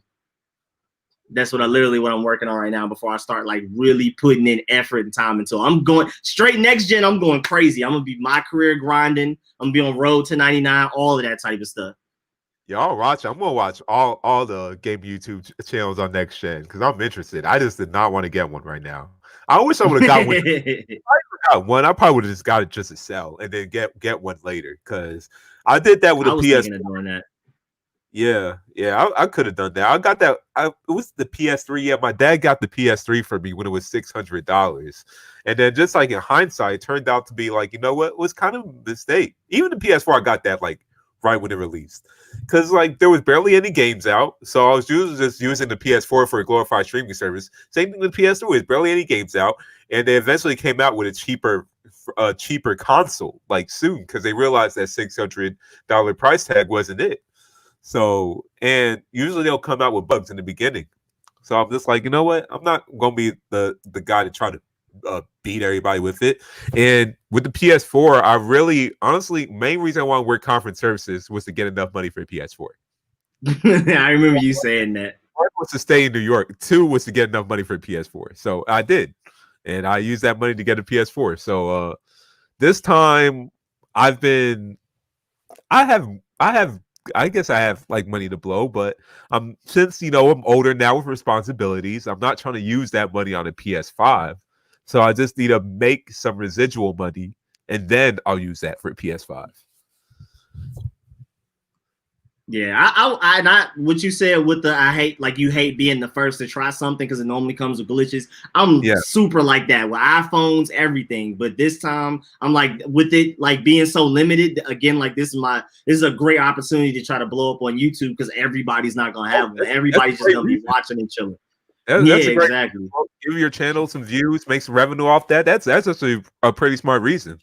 I probably because the Xbox One, I didn't end up getting that till like February? Because again, that was when I studied abroad too. So Xbox came out like November. I was abroad. I was in Europe. So then I didn't come back till January, and then I was still not in a rush to get it one anyway. So I ended up getting it later. I ended up not buying it. Shouts out to you know what I'm saying? Appreciate that. You know what I'm saying? But I deleted my player because my player was a 93. Oh, you got hated on. Wait, Rico, you play I play anything shooter. I play shooters more than anything else. I would have been highly upset too. How much money you probably invested for that 93 overall player? I would have been so pissed off at you, brother. I would have been highly upset. My boy Lyric. If he was if that's your little bro, I would have beat him up. That was my little brother. If you're an older brother, like okay, but if he's my little brother, like oh, he about to get this ass whooping. I'm sorry. But yeah, I normally don't jump on systems that early, but yeah, I'm about to go crazy on this one. And yeah, I'm mainly shooters. I'm gonna go crazy on 2K, but I'm a shooter game person. I'm Halo. I'm a try hard in Call of Duty, especially Warzone. Because I've been playing Warzone again lately. Or are they coming out new Call of Duty for next gen or just a port? Oh yeah. Well, this one transfers over to next gen until the next one comes out. I mean, of course, you can play Modern Warfare as long as you want, but Call of Duty Cold War comes out a little bit later. It doesn't come out instantly, but I'm mainly going to be on 2K, maybe some Call of Duty for Warzone, maybe Zombies, because I haven't played Zombies in like 2-3 Call of Duty, so I really miss it and I want to get back on it. Well, I have played it, but I haven't taken it like serious. I haven't tried hard at Zombies since like Black Ops 2, Black Ops 3. And then Cyberpunk. Got to do Cyberpunk. I'm going when Cyberpunk comes out. I'm sorry, 2K, but hey, man. That might be one of the first games I'll get. I'll get 2K and then I'll get Cyberpunk. Cyberpunk looks good, and I don't even care for games like that, honestly. But Cyberpunk, I'm just watching like videos of it. That looks great, bro. I'm going crazy on Cyberpunk. I guess I'm gonna have to balance Cyberpunk and 2K because I'm pretty sure I'm gonna get a lot of subscribers off of 2K. I can't just abandon them and play Cyberpunk all the time. So I might have a schedule. I might do like certain ones, certain days, so people know. Like on Monday I'm playing this game, Tuesday I'm playing that game. But naturally, again, I'm a shooting game person. So whenever there's like a Halo, I mean, I like Hyperscape a lot. I like Rogue Company. I'm just a shooting game person. It can be Battle Royale or not. I played PUBG was one of the most try-hard games I've ever been a try-hard at. I mean, we took PUBG extremely seriously at one point. I took Apex extremely seriously at one point. I never liked Fortnite, so I couldn't get into it. But now I'm try-hard in Call of Duty again. I'm back into the war zone, about getting like 10 kills a game. I'm not, my peak. I'm not as great as I used to be, but I'm getting back into the flow of things. My aim is still a little bit off. Oh, shouts out to you, Juan Gotti. Oh, shouts out to you. Shouts out to your mom for getting you a PS5 for Christmas. Hey, honestly, I think that's a perfect time because you're going to have a lot more games coming out by then. So I think that's the perfect time. And honestly, I want to have so my PS4 because there's still a lot of games on the PS4 that won't be compatible for the PS5. So like for me, once I get a PS5, I'm still keeping my PS4.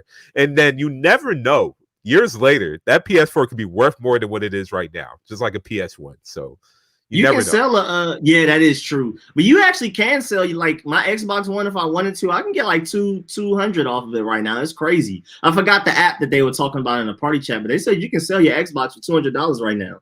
Like people want it for some reason. The Xbox One. So I don't think I'm gonna do that, but I mean if that's an option for y'all. All your games can be ported. For the PS4, like not all my games are gonna be ported. And I remember there was this PS3 game, Top Spin 4, where it was on PS3. And I love Top Spin, but they never made a game on the PS4. It was on my 2K, and 2K stopped making tennis games. So the thing is, well, like I had to keep my PS3 just to play it because I couldn't play on the PS4. So I'm just gonna keep my PS4. I think both systems are backwards compatible though. Like I literally think like when the Xbox One X come out, I could just play current Call of Duty, current gen Call of Duty on that next gen Xbox. And I think I can be in the party chats with Xbox One and everything. So I think you should be straight. You should be able to play all your games. PS5 only certain games. I read the PS5 only certain games are backwards compatible. Not all. There's like a checklist of games that are going to be backwards compatible, but not all games are going to be. So just in case. Xbox, I can literally use my same controller, my same headset. That's some hate. Yeah. It's funny though. Yeah. But PlayStation does have all the exclusives though. Yeah, I'm about to say that, Rico. I know you're going to hate it, but probably one of the first games I'll buy outside of 2K will be Spider-Man. the Miles Morales. Oh, you version. talking about the Miles Morales? Yeah. I mean, but like I've already said, I just don't like playing. I'm a multiplayer game person. I prefer to watch somebody play single player. So I'm gonna be watching those. I'm gonna watch somebody run through the Miles Morales game. I still gotta watch somebody go through Ghost of Tsushima. I heard y'all got multiplayer for free recently, so I want to see y'all play that. I don't know what it is. Assassin's Creed, God of War. I just prefer to watch somebody play it than actually play it myself. I don't. Not on Xbox. Assassin's Creed. Well, I'm just saying in general. Like I watched somebody play Assassin's Creed beginning to end. The whatever the most not the most recent one, but the one that was in Egypt and like he was black, whatever. You're talking about that Origins. one was really good. That was pretty good too. I love Origins. I have Odyssey, but I love Origins. It's just, I don't know. It's something about single player games. I have fun for like a little while, but at the end of the day, I just prefer to watch somebody do it. Like I watched Call of Duty World War II campaign. That was a great campaign to watch. It was literally like watching a movie. I started feeling for the characters. I started getting attached to them and everything. I don't know. It's just something about I prefer to watch a single player game and be doing something because I can be watching somebody play Miles Morales and be grinding my career. Like that's how I just am. I prefer to be playing multiplayer and watch single player because I'm a multitasker. So I'm not really like. I'm like that with my career. I love watching Chris move on my career because I know I'm not going to pay the money to play that because I know I'm not going to develop my player enough to play that because I don't believe in paying for VC. So I just rather watch the story through Chris move and live vicariously through Chris move than actually pay for it. And that's also another reason why I prefer to watch single player games than play them because it's free to watch them on YouTube. And I'm the type Jones that I prefer to watch it with no commentary. I'm trying to get into the story like it's a movie, so I don't want somebody talking. I don't want somebody with their cam. I want to watch it as if it's just a movie, no cam, no commentary, no nothing. I hope you watched Good Teachable. That was great. Even watching it in Japanese too, that was great with English subtitles. I still have to. I haven't started it yet because once I do that. There's videos with no commentary, like just through like full story with no commentary. Mm-hmm.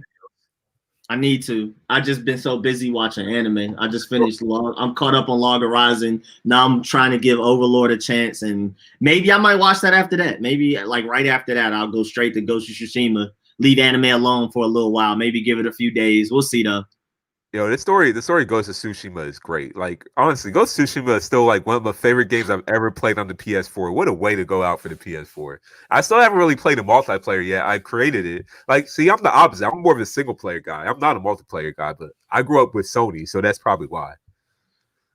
Yeah, I can't be mad at it. I was PlayStation up until Halo 3 because I started again.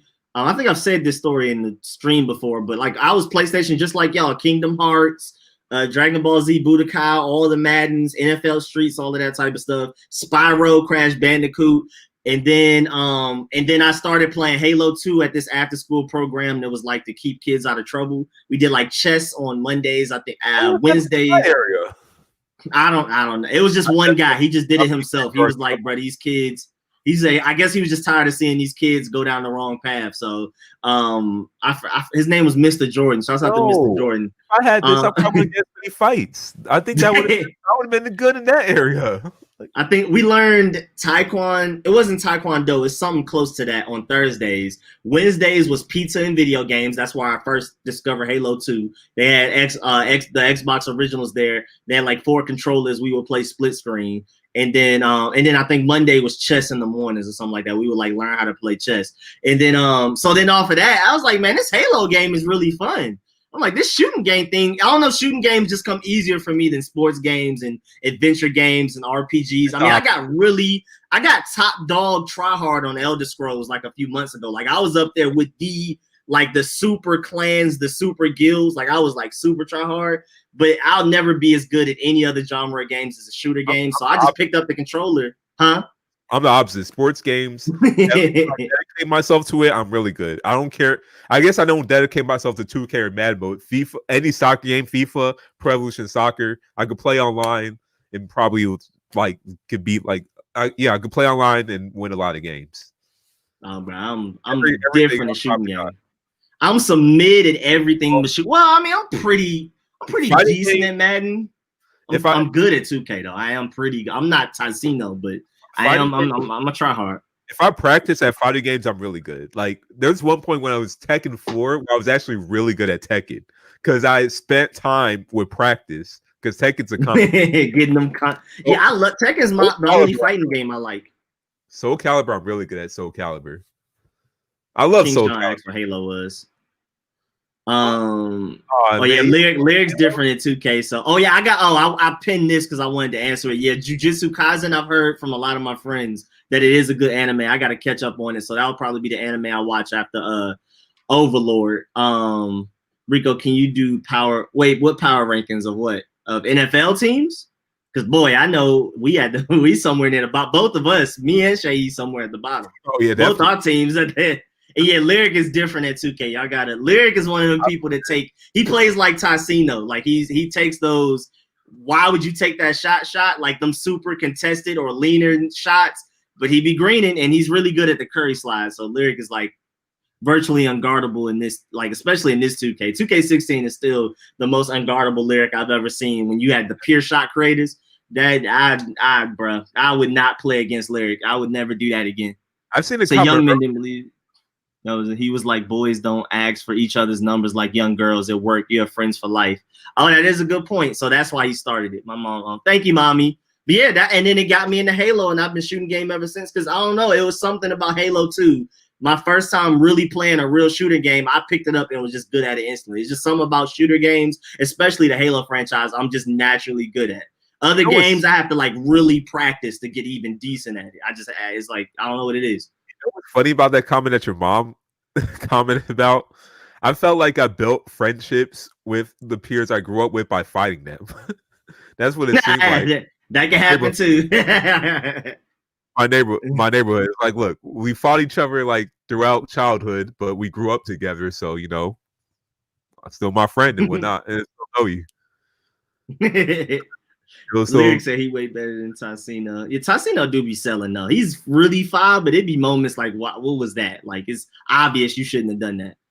Rico, you trying to run 2K. It's gonna be a minute before I get in that park. I'm gonna be my career grinding. I'm one of them. I'm like, try hard. I think I seen a comment earlier that said they need to make Halo cross-platform. If they did, then no one would buy an Xbox. So yeah, that would ruin their money. Yeah, so I would love it as an Xbox player, but yeah, Microsoft would never do that. I don't even know why Microsoft allowed Fortnite to be cross-platform. But then again, that's how, once they gave PlayStation Fortnite, that's how we were allowed to get Call of Duty platform. Like Sony was like, all right, they rocked with us on the Fortnite, we'll rock with them on the Call of Duty. And maybe down the line we'll get some more games that are cross-platform. But it took for Xbox to finally give Sony Fortnite for cross-platform to even be possible, because Sony were the ones being stingy because they're the big money makers. They were like, why would we share our servers with y'all when we could just get people to come over here? So when Xbox got Fortnite, even though I don't like Fortnite, I really appreciate what Fortnite did to video games, because they're the reason we have cross-platform games, because Fortnite was doing so well. Sony was like, bro, we need that. Whatever we need to do, just give us some of that Fortnite. And then that's how we ended up with all of these other cross-platform games. Yo, Smokes, you literally built lasting childhood friends like that just by fighting them as a child. And like, look, we grew up together. We fought together. At times we didn't like each other, but you know what? We grew up together, so we own it now. We laugh at it, and like, yeah, you my boy. But I forgot what I was about to say. I made a lot of my friends through Joan and not fighting. Most of my friends, it would just be random Joan and strangers, and now we cool because I know they can take a joke. People I got jumped by that I'm friends with, and like both of them will jump me, but like, yeah, I'm still friends. I guess I'm friends with you. That's so random. Well, I forgot what I'm about to say. Oh yeah, MLB The Show. MLB The Show is a perfect example. Now they're going to be on Xbox for like the first time, and Xbox had no baseball game, so the baseball fans that had Xbox, they had no baseball game because MLB The Show was exclusively on the PS4. So now I don't know. Sony, and it's made by Sony. Sony let MLB be on the Xbox for the next generation. I don't know how, but they got it. So if I got a donation to buy some MT from anyone, I would switch to Xbox, no cap. Hey man, Lyric, I might rock with you. I would prefer to have you on our side because I love Akira, But boy, Akira is a little dangerous out there. He's a little frisky, so it would be nice to have at least somebody else. You know what I'm saying? So, you know what I'm saying? I might contribute to that MT. I'm not gonna lie, because to just have more than, because right now it's just me, Courtney, and Akira. Like literally nobody else. Harvey's gonna wait. He's not trying too hard. He'll just get an Xbox when he ends up just one falls in his lap type of thing. So, yeah, Larry, we kind of need you over here if we can get you. I used to fight this one girl over kickball all the time. I often wonder how she's doing. So Smokes, so I had an older brother, but my brother, like the age difference is too old, so he was never in school with me. So like, yeah, when I was in school, he was already graduated. So I never had a brother like to help me out throughout this. Like, yeah, even if it was like he was way too old to be fighting kids, so I never had a brother pulling up 25 years old to fight 14-year-olds. That was exactly the age difference. I think that was the age difference. So 12-year age difference. So like everybody I fought happened to have a brother at least a year difference from them, so they were still in school. Or sometimes even in the same grade, so they were still in school with them. So everybody I fought at least had a brother within their same age difference, like similar age, and I always got jumped. Like, oh no, we ain't gonna jump in this fight. We ain't gonna jump in this fight. Then midway through the fight, they jumped me. And it's crazy because I heard somebody say that's something. I'm not sure if everybody does it, but somebody made a joke. I saw, I think, in the Say Cheese comments that somebody was getting jumped, and it was like, yeah, that's all Atlanta people do. I don't even think it was somebody from Atlanta. It was probably somebody not from Atlanta, went to Atlanta and got jumped and was mad about it, but I don't know. I remember there was one fight where I honestly purposely lost as a kid just because I know if I would have tried to win that fight, I would have got jumped by like 3 people. So why is it like that? Let's not even do that. Let's purposely lose it. Why is life like that? I won't even risk it.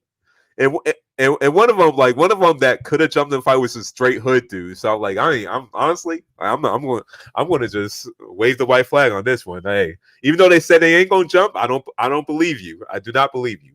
From past fight, everybody that said that they won't jump will jump. So I don't believe you.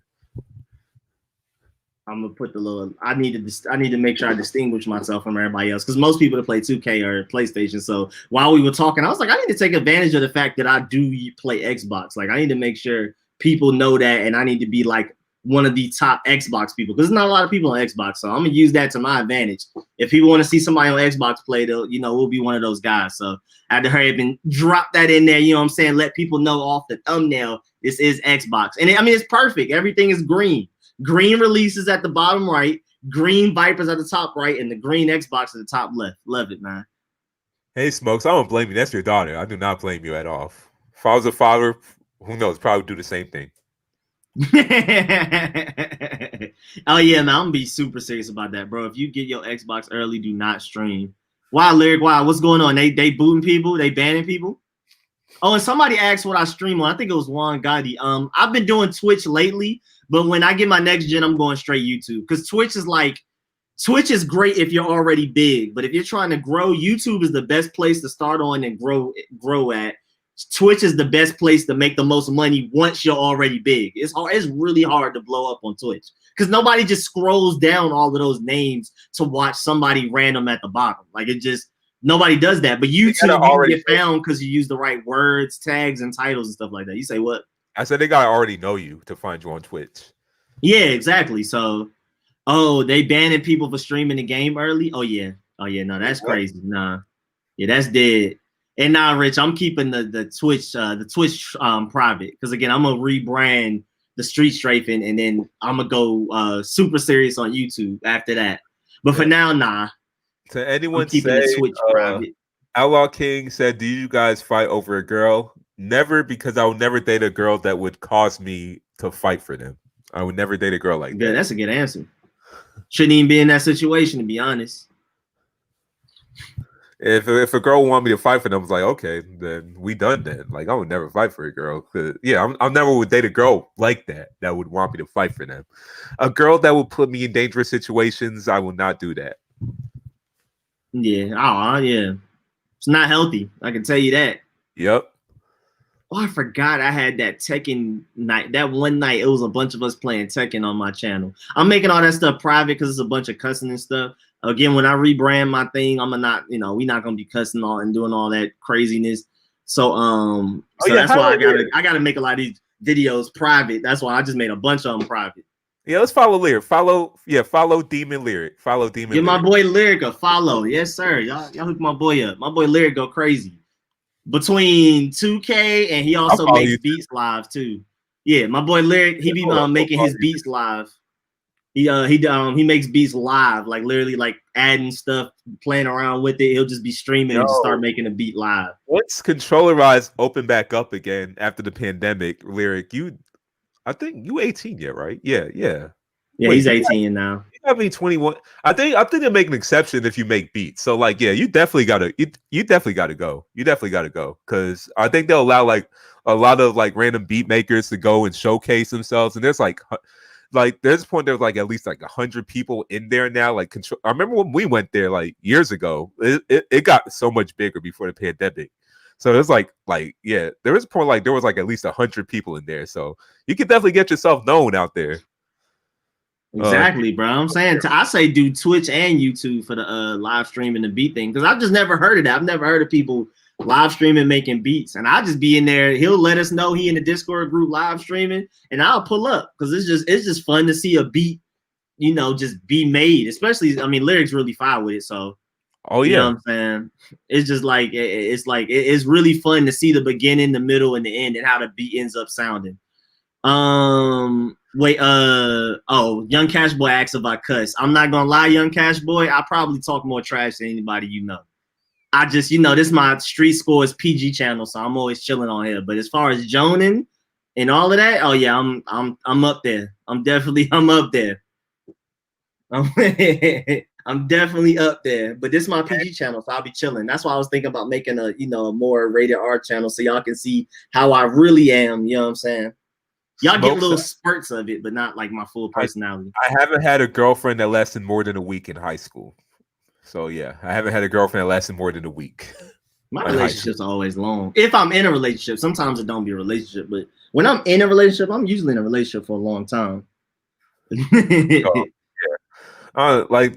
Girls in my high school, they were just never my type. So I honestly just wasn't like overly interested in like majority of girls there. So like it was just never my type. I remember like, oh yeah, my mom, that story. Some what's it called? She was on a date with somebody at a club or something, and somebody with one arm hit her butt, and and she wait. Lyric said he don't cuss at all. All right. Lyric worse than me. If I'm like. If I had to do a rating on percentage, like if I'm like a 90% level joner, hater, cusser, trash talker, Lyric is a clean 95 at least. Don't believe that, man. I never had a girlfriend, period. They were all clingy. Sub to my channel is mad funny. Let me pull up Young Cash Boy. Pull up Young Cash Boy and see what's going on. The football team, honestly, when I was in high school, is that I kind of had some groupies, kind of. And I was like, y'all don't even know if I get playing time or not, because I did it. So like, why y'all why y'all talking to me? Y'all talking to me because I'm on a football team. I don't even know I don't get even playing time. So that was actually one of the things I didn't like on the football team. Unnecessary, unwanted attention. Yeah. I don't even know who you are. Y'all just talking to me because I'm wearing the hoodie, the football team hoodie. He said Lyric talking about he don't cousin. Lyric stop what I heard. I'm a 94. I'm not to see about that, Young Cash Boy. I'm offended. As like a professional, like I'm really with that. You know what I'm saying? I have a really sharp tongue, you know what I'm saying? I'm a little offended that you out here thinking you higher than me. And you like I'm a little offended. I'm a little offended. Make me want to join you, man. I don't like that. Let me see. But yeah, make sure y'all follow my boy Lyric, bro, for real. To Miss Harper, I just want to ask, did you still date the guy after that? After he was about to fight a one-armed man? No, I mean, but know. he didn't know. My mom, because the one-armed man hit her in the butt. My mom didn't tell the guy because she didn't want that to go bad. I mean, because like she said, 2 scenarios. Either you're the dude that beat up the one-armed man, or you're the dude that got beat up by the one-armed man. There's literally like, there's a lose-lose. Both look bad. Yeah, bro, it's a lose-lose, bro. It's I mean, a real lose-lose. Like, look, one armed man touched my girl, but I'll just let him have it. Like, hey, you a one armed man. Like, what I'm gonna do? Like, how's that gonna look on me if I do something about it? So like, hey, I'll just let you have it. That's not fair though. People out here with one arm can't be acting up knowing that people ain't gonna do nothing to him for him acting up. Like, that's not fair, bro. He knew something happened, but I lied and said nothing. You say what? I say I got a friend who probably won't do that, but like, yeah, he got one arm too, but probably won't do that. But I was just seeing like let's see if he did that. Like, how would people react? He'd probably be with the fighting too, but he's from New Orleans. He'll probably be with the fighting, but I'm just saying, like, yeah, I don't know if that looks good in either scenario. Bro, it's actually quite horrible. I'm not gonna lie. Actually, that's a super lose.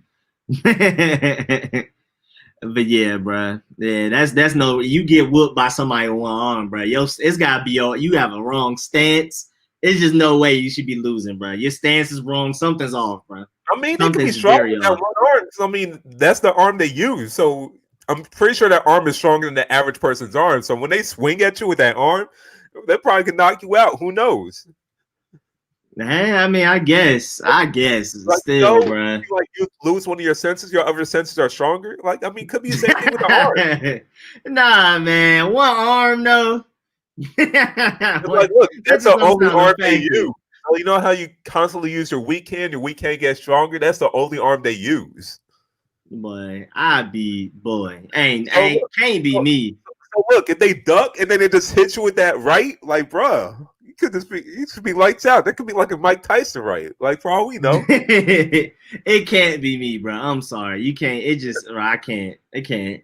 You at the very least, you gotta beat up the guy with the footage. If you get beat up by somebody with one arm, you at the very least have to get the guy with the footage. You can't allow that footage to get out.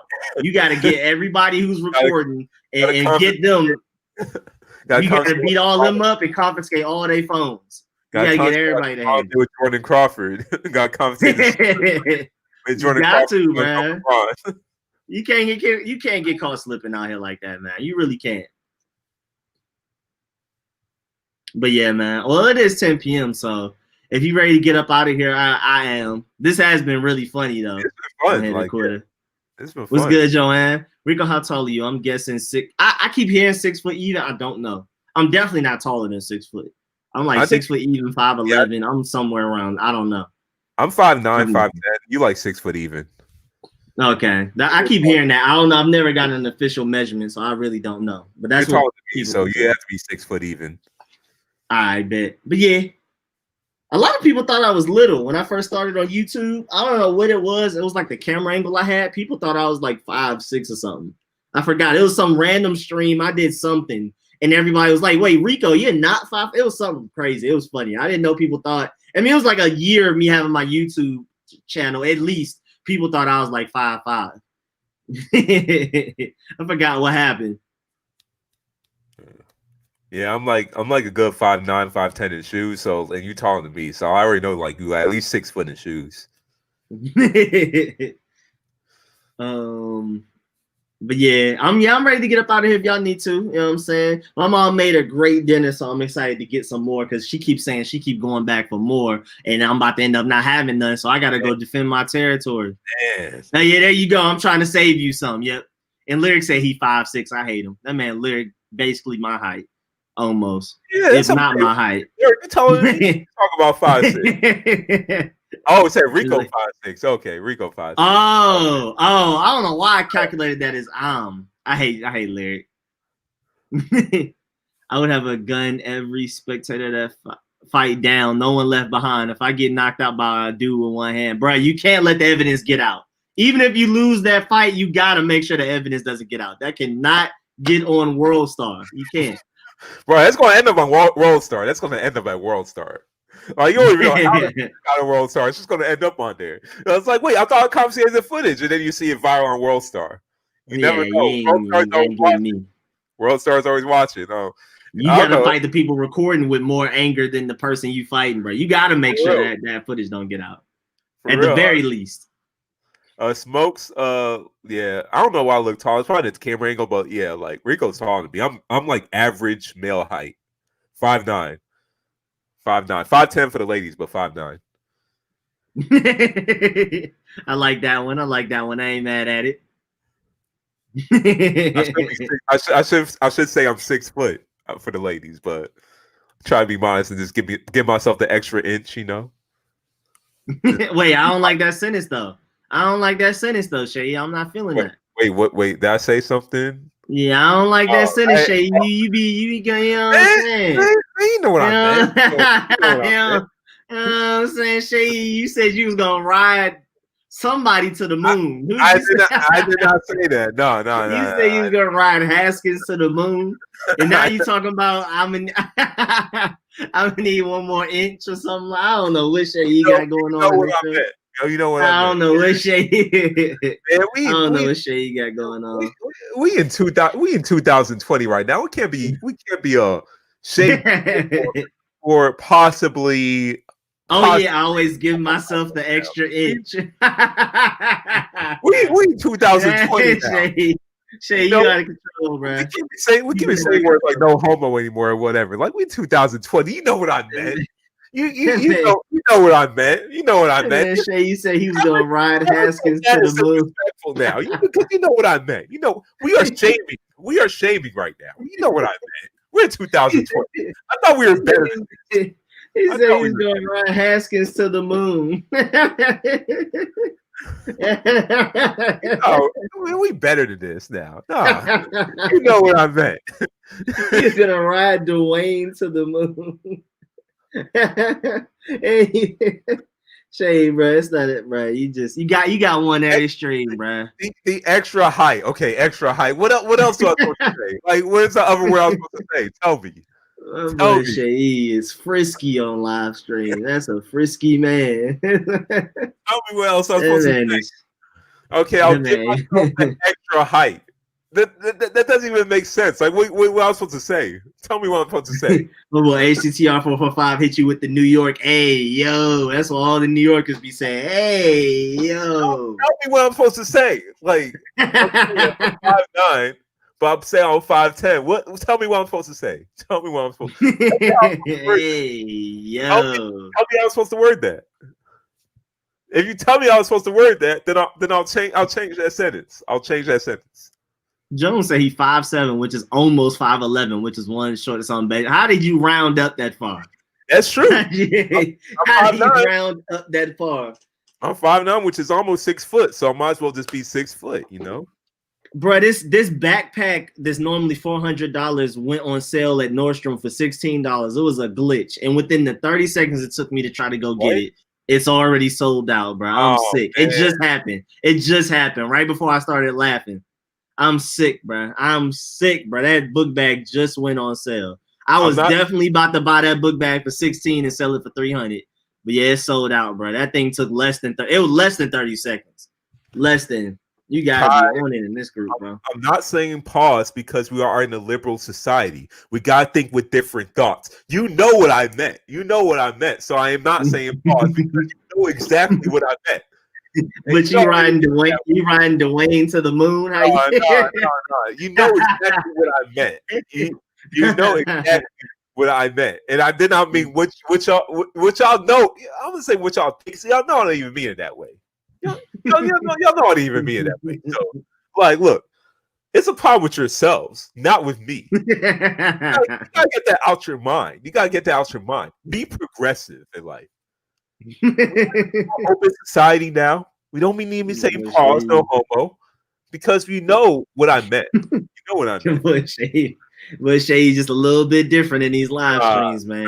Nah, you know what I meant, and you know I didn't mean any of that. You know I didn't mean I still got to figure out what I'm gonna do with this thumbnail though. I just feel like it's not perfect. Like I feel like I'm missing something. Y'all gotta get with the times. This is 2020, folks. This is 2020. You gotta get with the times. Georgia Joan is said, how do you know what I know? Georgia is blue now. It's not red anymore. So look, I shouldn't be saying that because we're blue now. We're progressive. We're blue. We're progressive now. Georgia's progressive now. We are though. Yeah. Shouts out to Georgia for being. I never thought in a million years we'd be blue, man. Shouts out to us. Now I can talk big talk. I know the DMV, which a lot of y'all from were already blue, so y'all been good. But getting Georgia to turn blue is a real tough task, man. We did that. That's wild. All of the Trump Pence signs and Confederate flags I still see here, I'm surprised we're blue. But wait, the Jets released Quincy Wilson. Hey, we might as well take a look at him. He was really good coming out of Florida. That's right. That's crazy that Quincy Wilson got released. Yeah, I gotta still work on this thumbnail. I think I want to. Hold on. I don't need to clean up your heads. Y'all need to clean up your heads. Cue that R. Kelly Afrocentric means. Y'all need to clean up your heads. Y'all need to open up your third eye and realize we are progressive. All right, there we go. I'm just working on this thumbnail right now. I'm just trying to make it perfect. I feel like I'm missing something. I don't know. Maybe I just don't like the background a lot, but it is the Viper home building, so I don't know.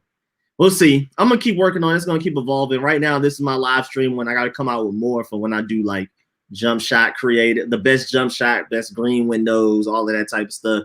The best build. You know the best way to blow up on YouTube when you do 2K2, you got to compare your build to somebody. Like Courtney's going to do a KD build. Akira's going to do a Tracy McGrady. I'm thinking about doing a LeBron build. So everything I'm going to do is going to be how to make LeBron James, stuff like that. I don't know. I'm trying to think of some other players I might do, but that's the best way to do it, bro. You got to say how to make a LeBron build, all that type of stuff. So that's what I'm going to do. I'm going to be LeBron, I think. But yeah, Courtney's already KD. He's going to make a KD build. And Akira's already going to be Tracy McGrady. I don't know what Lyric's doing, though. Lyric, what you going to do if you for real come to Xbox? You need a newer pick. You are 30 years older now. Bro, I am little there. I had that pick for since I know you in college, it seemed like. I like that pick. I like it. I don't know. I just got to take more pictures, I guess. I just don't have a lot of pictures. Now, I am thinking about using, where we at? All right, it's broke right now. I don't know what happened. Where is it at? Do I have it on this one? I was thinking about using this for my other thumbnail. So each thumbnail, I'm gonna use a different picture. But for the live stream, this is gonna be the permanent one. I like this picture of myself. I think I'm quite gorgeous in this picture. Huh? I was thinking of age, Rico. Young Catchboy asked, "How old are you?"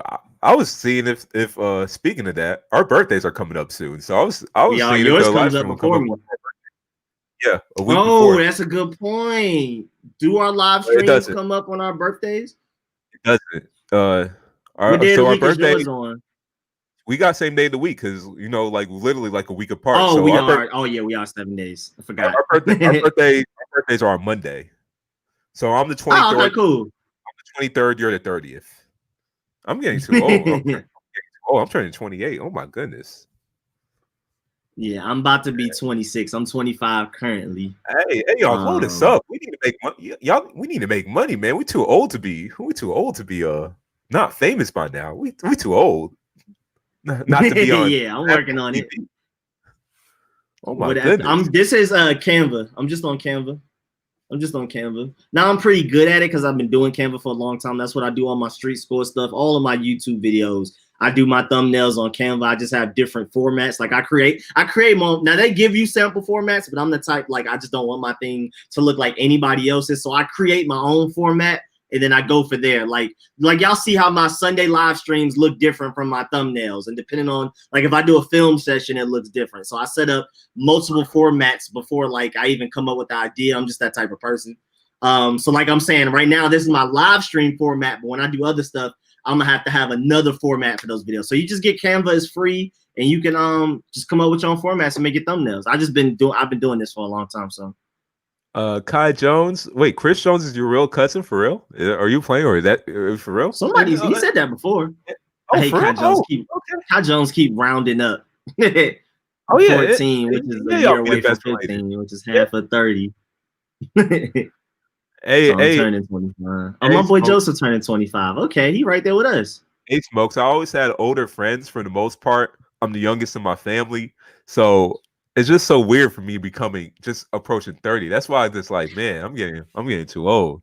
I've That's always what that's been the what. baby in school because like I mean, our birthdays are in November. I've been going to school with the people in January. Normally, the cutoff date is September. Like you got to be a certain age by the time the school year starts. But I mean, my birthday is the last day of November. The only people younger than me in my grades are people born in December, and even then, most people born in December are the grade ahead because again, most people don't go to school with the January people when their birthday. So I've always been the baby.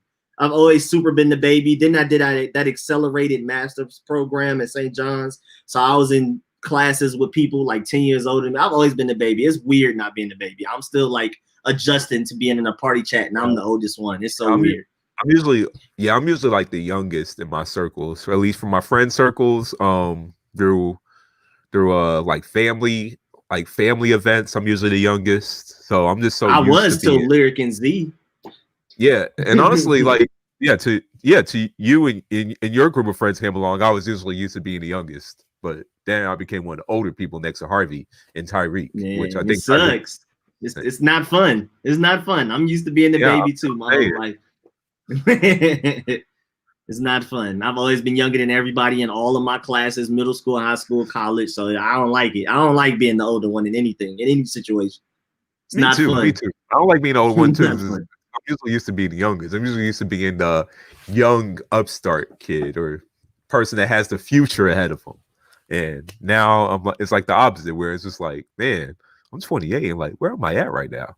Oh, I'm turning 20. My boy Young Cash Boy got the 3.4. Okay. And Smoke said his birthday 23rd. December Okay. 23rd. Dang, you right by Christmas. Oh, that guy. Oh man. I would hate that because I hate having I my would hate birthday right that. on Ooh. Thanksgiving. Sometimes my birthday's on Thanksgiving and I hate it. We need a Joseph Smokes documentary, bro. said he has his birthday November 17th and he's turning 25. Okay, so yeah, November baby's on deck. Lyric said, yeah, there go Lyric. Lyric said he don't cuss though. And yeah, Adam, I have an Insta, but I don't really be on it. So it's like really like you better off hitting me up on Twitter. I don't like you hit me up on DMs on Instagram. I might not see it till next month. I ain't gonna lie. At least Twitter, I have like a conscious effort to check it every now and then just because I'm trying to get better. I mean, I've told y'all I'm not social media guy, so I'm like making a conscious effort to get better every year with it. So yeah, if you try to hit me up on Twitter. Instagram dead. Might not Dang, get me for at least a month. dang, Rico, you gonna let your cousin talk to you like that? Oh my goodness. You gonna let Hey, your you cousin older than talk to me. you like He that? ain't talking to me. He Nah, talking to y'all, he man. talking to you. He talking to you. You gonna let your cousin talk to you like that? Yeah. Okay, young Cash Boy turned 13 January 2nd, becoming a teenager. Let's go. Oh, that's a day after New Year's. Oh, I would hate that too. I think I would hate that as well. That's pretty bad. It's too close to Christmas. At least me, like, it's like And at least I New give Year's. people. And like, I mean, with my birthday, even though it's kind of close to Christmas, it's like right after Black Friday. So people can last second Black Friday shop for my birthday present. So You know, people normally get my stuff cheaper anyway, which has been an advantage, but it's still a little you close to know, Christmas, but our families never made that matter. They make sure it's separate and I get the same amount I would if my birthday was in March. So shouts out to my family for doing that. I appreciate it. as a kid and a teenager, I always got one gift. Well, not always, but I usually got one gift for my birthday and Christmas. Only one gift total, because they'll say like the excuse was that look, we only going to get one paycheck, so you're only going to get one gift. It's like I can't control that I was born November 23rd. So I can only get one gift. So like sometimes they tell me to choose. You're going to get one on your birthday or Christmas. You can't get both. So I just Oh, got to that choose. is crazy. Hey, make sure I you don't hated do that that. to your kids, Shay. Don't do that to your kids. I know how that feels. I'm not. Don't do that. Don't be like, hey man, I had to go through this. You got to go through it too. I'm not. I appreciate that, man. Please don't. They deserve better, man. Oh, I will. Oh, yeah, HCTR. I would like that. Like, if my birthday was like not near a holiday during the summer, I feel like that would have been perfect. During the summer, I would like my birthday. It's right in the middle. Summer is like perfectly far away before and after Christmas. Like you chilling in the middle. Wait, did that get shinier like that? Let me see. Let me zoom out. I'm just sitting here playing with this while we still on here talking. I'm trying to just brightness. I'm just trying to make sure people can see that. Viper, oh, yeah. yes. Okay, young Cash Boy. Since you a twin, Chris. how's it like getting gifts for you? And since your mom has a birthday the day before you, does she get you gifts or does she expect you to get her a gift as well? Like, how does that work? Crazy situation. That is. You a twin, and then your mom has a birthday a day before y'all. So, trying to see how does that work out. My Christmas list this year is weak. My Christmas list is extensive, but that's because I just like a lot of stuff. Y'all, I mean, I'm an organized person. I'm my mom's child. I have like a whole smart sheet, which is Excel on crack. And it's like a list of everything I like. It's my favorite restaurants, my favorite foods on them. Furniture I've seen randomly somewhere and I want it. It can just be, I mean, it can even just be the picture of it, not even the name of it, not even the link to buy it. I mean, anything I like, my favorite lotions, my favorite colognes, my favorite deodorant, my favorite hand soap, my favorite places I may want to travel to, all of that, like literally anything you can think of that you like, my favorite colors, favorite plants, movies, show, everything is just in one list. So like, if anybody wants to give me something, literally all you got to do is go to Rico's Likes. I have the Christmassy area at the top where it's like stuff you can buy, like, you know, specific things, but I'm really, really specific with mine. I got everything in that list, man. Whole Excel sheet with pictures, links, how much I like it. I have a rating on everything on it, like out of 5. I got what's it called? Do I already have it? Do I just need more? Or do I not even have one yet? It's crazy. So, okay. So Kai Jones' birthday is March 20th. Jamari's birthday is July 2nd. He'll be turning 13. Adrian Production said that his friend's birthday is March 17th on St. Patrick's Day. His parents always do him dirty by giving him a St. Patrick's Day card and calling it a real gift. I hate that. So, no. You know what's the dirtiest thing? No, I got something dirtier than that. So when my birthday fell on Thanksgiving one of these days, when I was like 10 years, I was 10 years old. So, so when my parents' friends brought their like badass little kids over to over to the house, and even though I was 10 years old, I was still older than those kids. So those kids were probably like 5, 6, 7, 4. So I had to watch them. And they didn't know it was my birthday. They just came over for Thanksgiving. They didn't know it was my birthday. So I was watching kids on my own birthday. And I remember, I think I was crying, like, because I was just like, why am I watching kids on my own birthday? And like, they're getting my birth. Like, so why am I watching them on my own birthday? No, you got done dirty. I'm not gonna lie. That's some hate.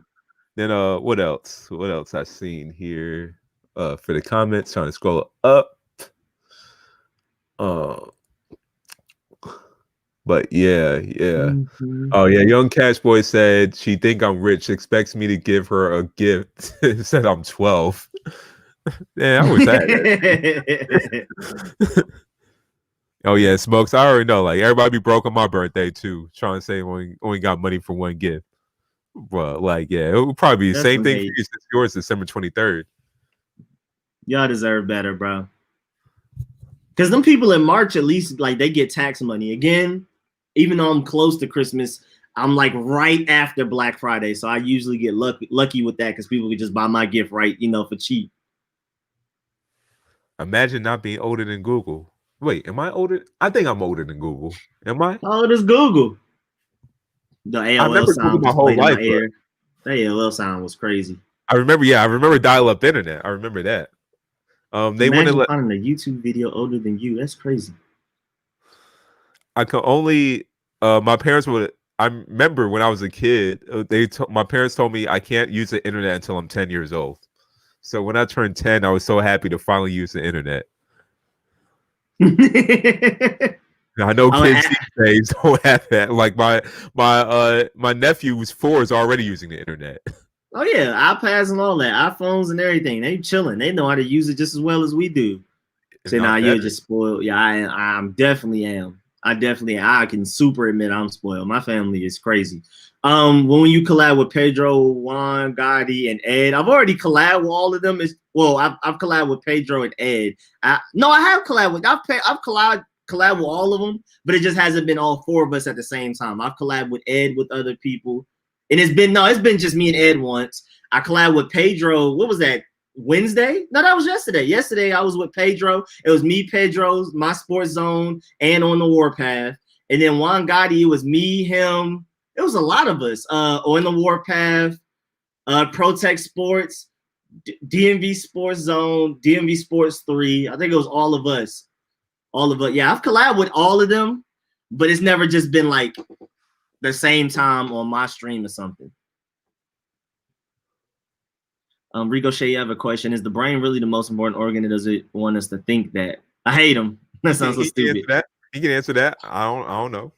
Rico said, bro, that just literally sounds like a riddle troll. It's literally just, I can imagine somebody high on LSD like being like, whoa, dude. Just being stuck the whole day trying to figure out that answer. Bro, literally 0 PS5s are going to Camp Creek and Target. Of course, because it's gonna get taken.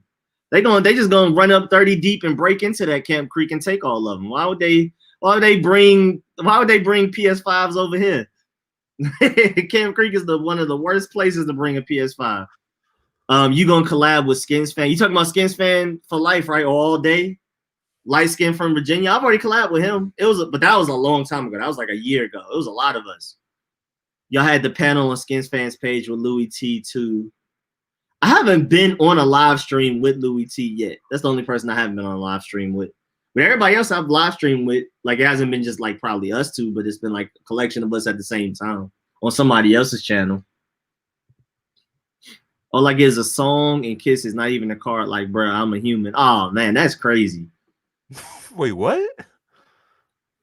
Oh, he said, I have a good question. How do you feel about nostalgia? Is one of the things that make me saddest in life, because y'all already know, like a lot of things don't get to me. Like I don't know my personality. I don't really get sad. I don't really get too mad about things either. Like I'm very stress free. But nostalgia is the one thing. Nostalgia gets me every time. Now I'll get a tear in me if I hear a certain song and it reminds me of like 6th grade or 9th grade or freshman year of college. You might get a tear out of me. That's about it though. Nostalgia hits me the hardest more than any other emotion like that. Nostalgia get me, boy. I'm already sad. I almost wanted to shed a tear because I noticed I was just been here for like 3 weeks now, and when I look back at a video of her when I first got her like 3 weeks ago, she was way smaller. So now I'm sad about that because she's never gonna be that little again. And that's my little baby. She sleep under me right now. But yeah, nostalgia definitely hits me harder. I'm not gonna lie. Bro, that panel was the reason I subbed to his channel. Wait, whose channel? Louis T? Louis T only reads Super Track. I mean, I can't fault him for that. Like, I'm not a lot of people like make sure put a concerted effort into make sure they read everybody's comments. But at the same time, like for him, I don't knock him because he has so many comments. He it's so many people in his streams.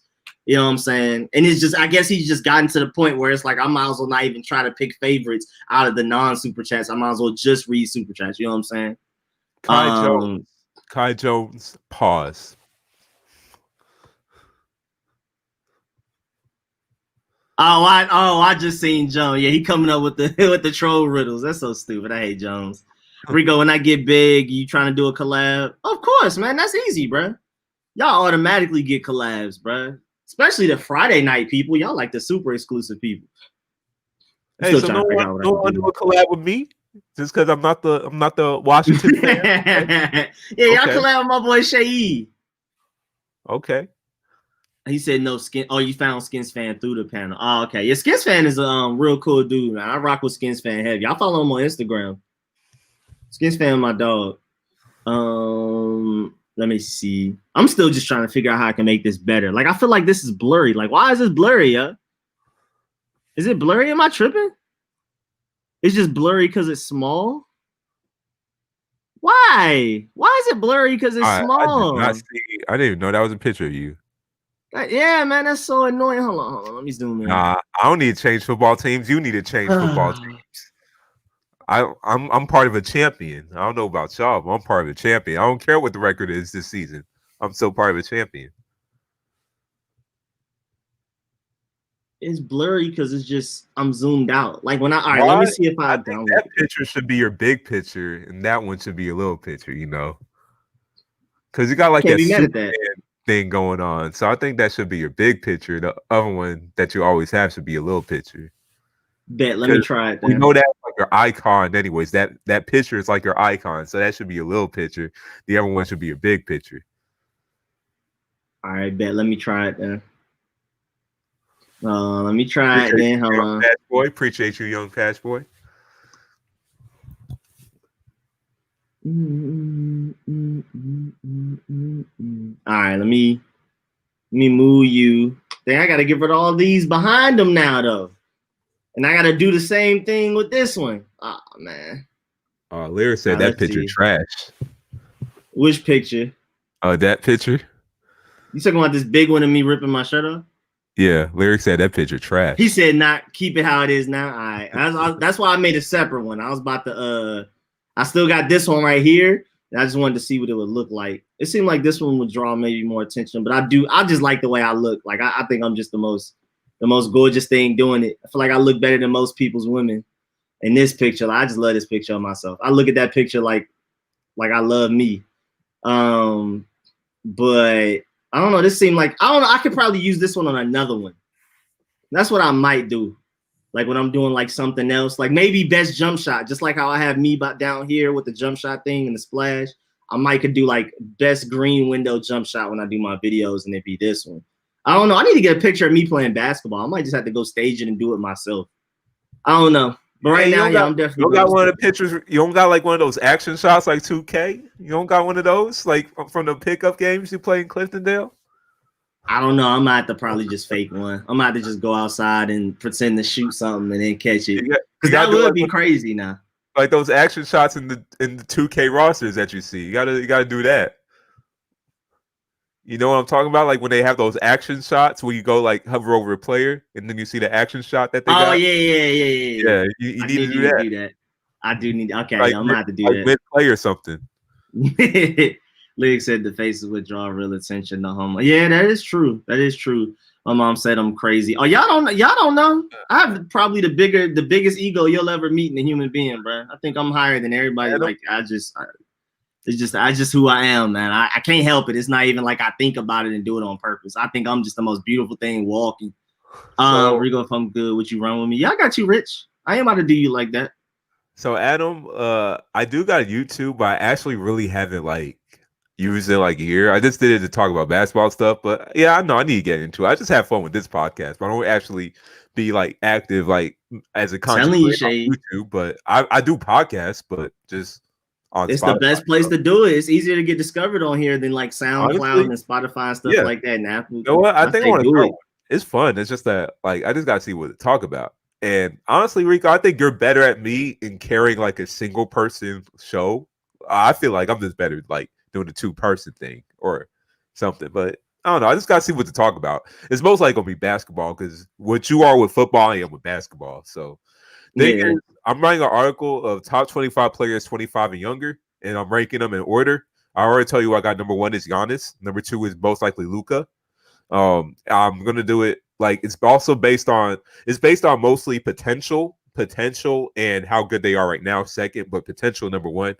And I also factor in like how injury prone they are, which if it wasn't for injury proneness, Zion could be number 1 and number 2. But since Zion's injury prone, he's like a little bit down. But like, yeah. You doing like literally like a number? Like, are you gonna do like you would give Giannis a 98 overall, Luka a 96, and then and then you break it down type of thing? I do it. I'm just gonna do like number like rankings, but what I'm gonna do is not do it like a rating. I'll do a star system. So a star will just show me like it will just show you like how much potential they have, and like 5 stars is like LeBron level, like Hall of Famer, best of all, like considered one of the best of all time. 4.5 star will be like, let's say Harden level, like best in the league. Something like that. I still gotta play with the stars, but I'm definitely peeping that. Yeah. You should definitely do a video for that. I'm telling you. Like and you show pictures of who you talking about. That could go crazy for real, bro. Yeah, I'm already writing an article. Like, you know, it's crazy. I've been writing this article for like years now. When I was 25, because I had this idea when I was 25 years old. Let me make the players top 25 and younger, but I just kept procrastinating on it. And now it's like, okay, let me finally do it now. So, so I had to take out because I had Joel Embiid there, but now he turned 26. So I had to take him out. Had Rudy Gobert there. but he's like 26 now or 27. So I You've mentioned this before. Now that I think about it, I've been doing. I've been skipping on this article for like years. I don't know. I'm like, look, I'm a good writer. I just hate writing. I'll be honest. I just hate writing. So just trying to find that list and doing that.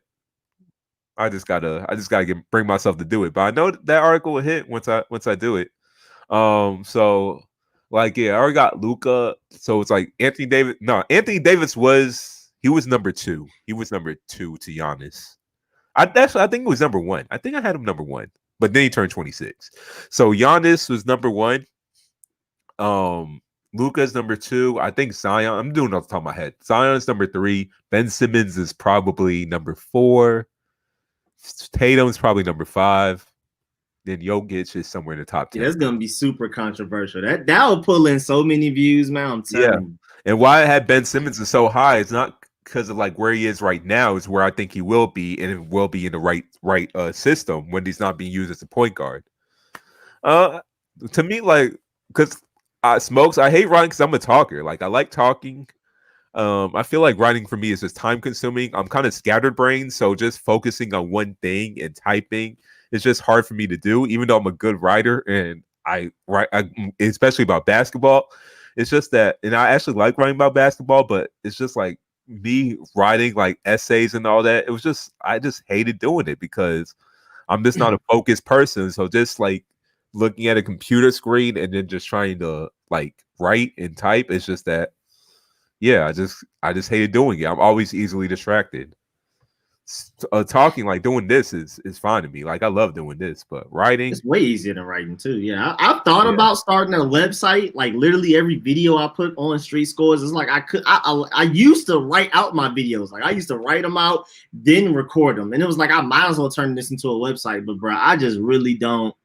I just really was like, bro, writing and editing and checking for grammar and all of that type of stuff. So I was just like, I just couldn't do it, bro. I just really didn't feel like it.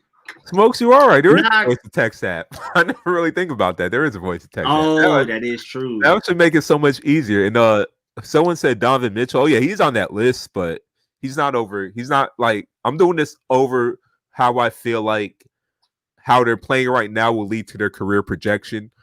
He's not, to me, he's not over Ben Simmons or Jason Tatum, because I also still factor in the measurables. But just overall, Ben Simmons probably because he's injury prone. I think he had that back injury, so I'm kind of worried about his career going forward. But thank you, Miss Harper. Thank you, Miss Harper. Thing is, I'm actually very good with grammar. So like the thing is, like editing and all that, like I'm usually like with my grammar is usually good. It's just that writing, just actually writing it. But I'll definitely would send the article to you to like proofread for me. So like definitely. The only reason I threw this picture up is because Smokes questioned who my photographer is, and then I had to throw this one up because I got that elite photographer. Y'all ain't got pictures like this, man. Y'all ain't got pictures like this. Come on, now. Y'all ain't talking business to the ducky, to the rubber ducky. Come on now, y'all gotta step it up, man. I use iMovie also. I also use iMovie for everything. I use OBS to record and stream. I use iMovie to edit, and I use Canva for free to do my thumbnails. HCTR, do I got any Wizards in the top 25? Well, I did when Bradley Beal was 25 and under, but not anymore. I don't have Rui Hachimura, not yet. He's probably on my watch list, but not yet. If you think about top 25 NBA players, like all of them in that list are if they're not in the All-Stars yet, they're at least guaranteed All-Stars in the future. So Hachimura doesn't really count me as one yet. I gotta see more. Hero has played himself in that list. Tyler Hero played himself in that list. So who did y'all say it first? That sounded like an anime. Who? Rui Hachimura. That's their rookie. That was the Wizards' rookie. Oh, you don't remember him? He played for what college he played for? He was really good in college. I forgot I just can't remember on the top of my head, but he was really good in college. I loved Rui Hachimura. Like I think he's gonna be good. It's just like not over anybody I have right now, but I think he's gonna be Gonzaga. Yeah, Gonzaga. He was really good for Gonzaga.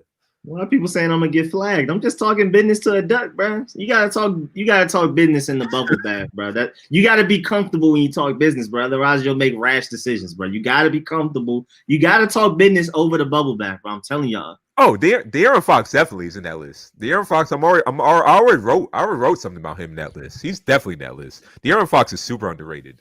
To me, He's like so fast. he's better than John Morant, but like no, John Morant's great, but he's already better than John Morant. But people don't talk about that because he plays for the Sacramento Kings.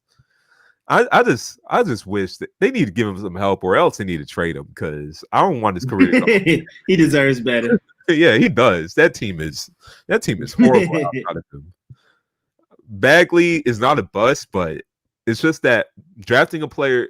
I don't know if I said this in this podcast, but drafting big men who are not inside outside threats, who are not inside outside hybrids, should not be drafted in the top 5 unless you're like transcendent, like Joel Embiid, and even him himself can at least shoot from the outside sometimes. Like if you can't draft a big man that's like plays exclusively in the paint. So Bagley was just like a waste of a pick compared to what they could have got with Luka Doncic. Man, Smoke said and also injury prone too. It also doesn't help he's injury prone too. I mean, he's good. Like when he plays, I'm saying he's not bad, but he's not worth a number 2 pick. Ayton's not worth a number 1 pick. Not saying that they're bad, like they're still very good. It's just that you don't.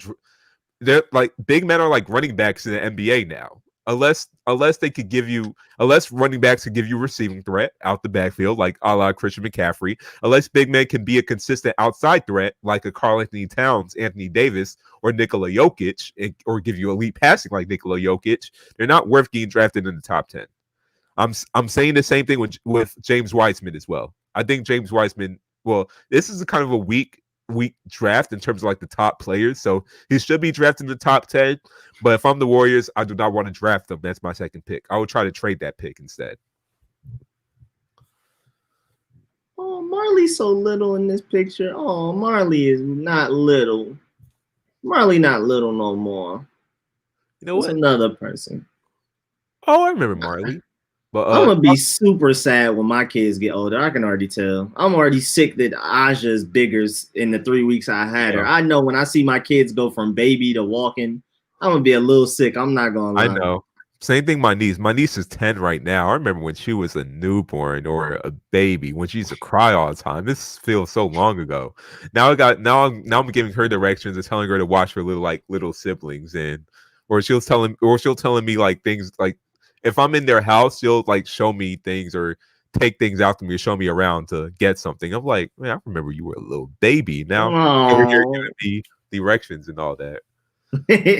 Hendrix talking still bugs me out. I don't even know how old he is, but the fact that he's gonna be 10 years old, him talking is still gonna be crazy to me. So I've already I love my fluffies and my little cousins, and I'm a super love my children.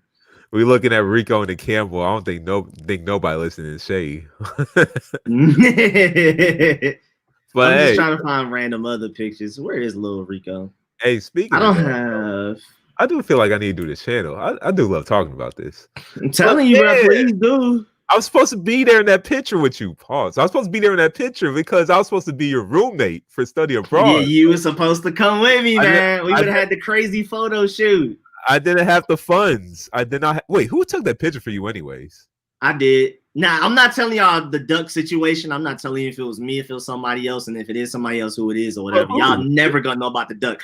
This, I had like a professional camera, and I could do a timer. So I would just hurry up, run over there, pose. I already knew in my head what I wanted the picture to look like. So I would hurry up, run over there, like set the timer, hurry up, run over there, do a pose. Because it was like 20 of us, and we all went to go visit the camels, and then after everybody took their pictures with camels, riding them, whatever, for some reason they wanted to go to the beach. I don't like beaches. I think it's highly overrated. I don't see what's fun in going to a beach. So they all went to the beach. It was me and the guys that own the camels left, just up there by ourselves with the camels. I was like, hey, I'm gonna do a photo shoot by myself. I was like, hey, y'all tripping. Y'all going down there to that beach to do nothing. And then I had on like shoes. I didn't really care about the shoes because clearly I'm in the sand. but I'm not about to get them wet. So I was just like, I'm not going down there with y'all. I'm cooling it. So I just stayed up there and took pictures finally, because you had to take turns when everybody else was there. It was only like 3-4 camels, and it was like 20 of us. So once everybody left, I was like, oh yeah, I'm going crazy. I'm doing a photo shoot and everything. That's pretty dope for self pictures. And like, yes, Miss Harper, I wanted to go, but like, yeah, I didn't have the funds for study abroad. And then when I found out in hindsight, if I would have done study abroad, I would have had to take an extra semester at St. John's, and I definitely didn't want to do that. So hindsight, yeah, I'm not mad at it. That happened because they didn't have my classes. So, and I think it was my senior year, so I needed to finish my classes. Trying to find any other rant. Oh, I miss Frankie. This was my dog in New York. I had him when he was little. He was even smaller than Aja. We literally got him while he was super baby. And then when I moved back to Georgia, he technically was never my dog. My ex paid like $3,000 for him because he's a purebred Australian Shepherd, Border Collie, whatever he is. Smartest dog I've ever been around. Huh? Your ex definitely had money. I remember when she gave me $100 to take her shift.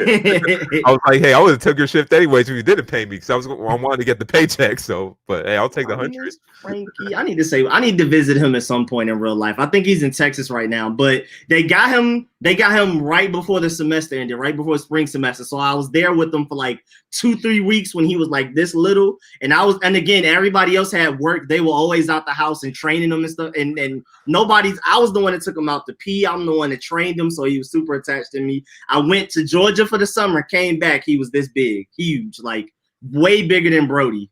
So I was just like sick. He said, Rico, you better stop. So funny, Rico had a gut. He said, nah, Seyi, that. Wait, what happened with it? Wait, what did you say, Seyi? I heard you, but I don't know what they're laughing at. No, I think because your ex gave me $100 to take her shift at remember when we were he's like, don't mind if I do. And the thing is, I would have took her shift anyways if she didn't even pay me at all, because I just wanted all the money. I wanted to take her. I wanted to take everybody's shifts because I was just working for that PS4 at the time. Man was grinding. I think there was a stat I had like by far the most hours out of everybody. So like the managers and whatnot were actively trying to not make me work, and I hated that. Like, don't you wanted us to work? Like, hating on the hustle, bro. Hating on the hustle. Because I was like doing so many. Like I remember we were tour guides. We were trip ambassadors, so we were the guys taking the exchange students like all over through New York. But I was doing like other roles like throughout campus as well. I was just taking people's different jobs. That man was doing stupid. I was trying to get as much money as I possibly can. Like, look, I felt like that job was nothing. That job was easy.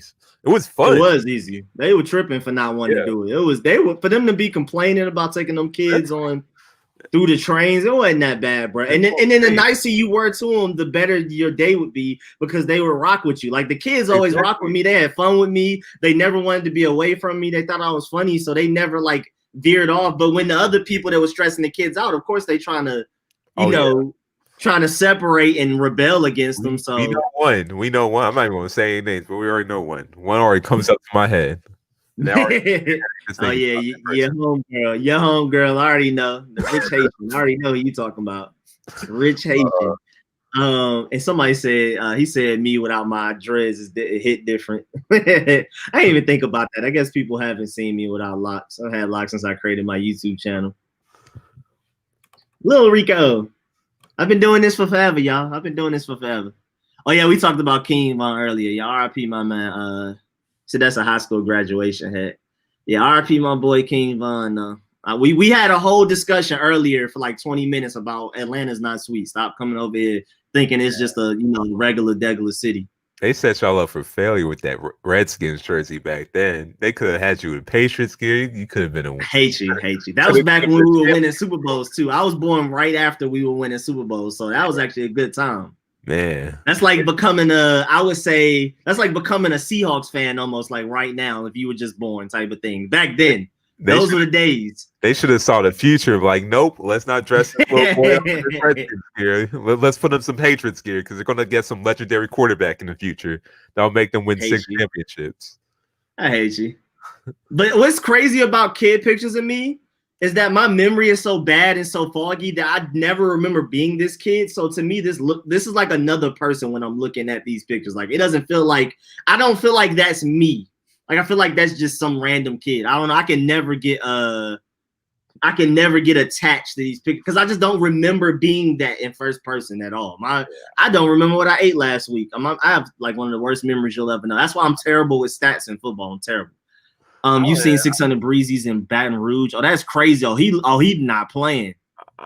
Yeah, I wish my brother would have cared enough to give me some Patriots gear when I was little. But this my mom. You know, my mom don't play. I know my parents don't care, but my brother, I follow everything my brother like. My brother was a huge Patriots fan, anyways. I'm a little kid, so I'm gonna like everything he likes, and we're in Massachusetts, so I like the Patriots.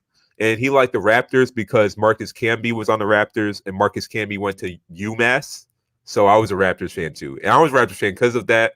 My brother liked them, and because their jerseys were so cool back then with the giant raptor and the purple jerseys. I love those. Yeah. Them jerseys was crazy. The purple Raptors jerseys were crazy. I like them way better than what they got now. So I was never really a true Celtics fan. The Celtics were trash even though I think Patriots were trash too. But I just like the Patriots. But Celtics were trash when I was a kid. Rick Pitino was a coach. We had rookie Chauncey Billups, who at that time was a bust.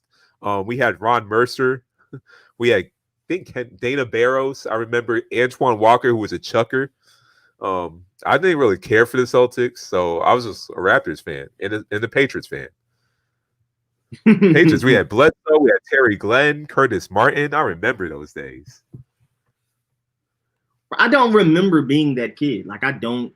That just Gus looks Frerotte. like some kid to me. Oh, that is a Gus Frerotte. Gus Frerotte was a quarterback back then. Oh, I forgot about that. Him. Literally just looks like a kid. Like I don't remember being that kid. That just looks like some kid. I don't think of that as me.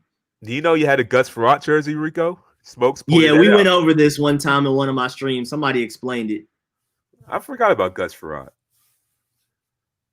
Boy, I did not match in this picture, but this is that 2012 when we beat them. This wasn't 20. No, this is 2012. This is 2012 with the Robert Griffin season, and we were behind. Had in that background, man. The future he had if he would have went to an organization that would have protected him. Hate him. But somebody said something. Louisiana. If 600 Breezy really in Louisiana looking for people, that's crazy. That's about to be Chicago versus Louisiana. That's wild. I don't like that war. That's gonna be a lot of bodies right there, man. I ain't gonna lie. I'm not gonna lie. You and Marley's age in that cake pic. Really? I look older than that. I don't know why. I feel like I just look older than Marley in that picture. Am I really? I'm Marley's age. I look like I'm like 10 or something. I don't know. I didn't even know that's how you spell Marley's name. That's actually a cool way to spell it. I actually thought it was like Bob Marley. Oh, just EY? Oh yeah, nah. It's Marley. It's Marley. I'm trying to find any other random pictures I have of myself. That's all. I'm just looking through random stuff. My mom has a lot of pictures of me, so she probably better than I am. Trying to see if I got any more camel pictures. I had to take them pictures myself. I have a picture when I was like on like kindergarten honor roll or something, and I was like literally the only black kid in that picture. And I was like right in the center, like I was there for affirmative action. It was kind of funny. It was a kindergarten pic. I missed this hat. Oh, I lost this hat at the Tennessee Aquarium. It was like the white little. Oh, I missed that hat. Oh. I still had that shirt too. I don't really fit it like that no more. I miss that hat. That was my hat, bro. And I miss Frankie. I want Frankie. If I send that picture to you, are you able to upload it like these? Mm-hmm. Okay. If you send it to my phone, I'll airdrop it to my own computer and then show it on that picture. Because I remember taking a picture of it. It was funny. I saw this in my garage. I'm like, oh, I didn't even know I had this picture. Man, that's wild. Louisiana versus Chicago. That's crazy. Or at least parts of Chicago. Parts of Louisiana versus parts of Chicago. That's crazy. 600 Breezy in Louisiana right now. Looking for Buddy. That's crazy. That man hunting. Let me see. I'm trying to find something else. I don't really have any. I mean, I have some interesting pictures, but some of them might be bad to show. Like I have one picture. I'm on a treadmill, and literally just the top part of the treadmill where you press buttons is the only thing blocking like my private area. Everything else, I'm full blown naked. I was thinking about showing that, but I feel like people might be pretty uncomfortable with that. I have a lot of random dumb pictures, so I wasn't gonna show that one though. Can't believe Von died in Atlanta, bro. I don't know why people keep coming down here thinking it's sweet, bro. That's the LL Cool J I Need Love hat. I hate smokes. I ain't even think about that. Hey Rico, did y'all talk about Terry? But no, we haven't talked about that. But big shouts out to Terry McLaurin for become captain. He definitely deserved that. I mean, it sucks that Landon Collins had to get hurt for it to happen, or was it Morgan Moat? One of them. But I think it was Landon Collins. But big shout, Terry McLaurin been deserved it. I sent it. I'm about to airdrop it to myself. Boy, Seyi.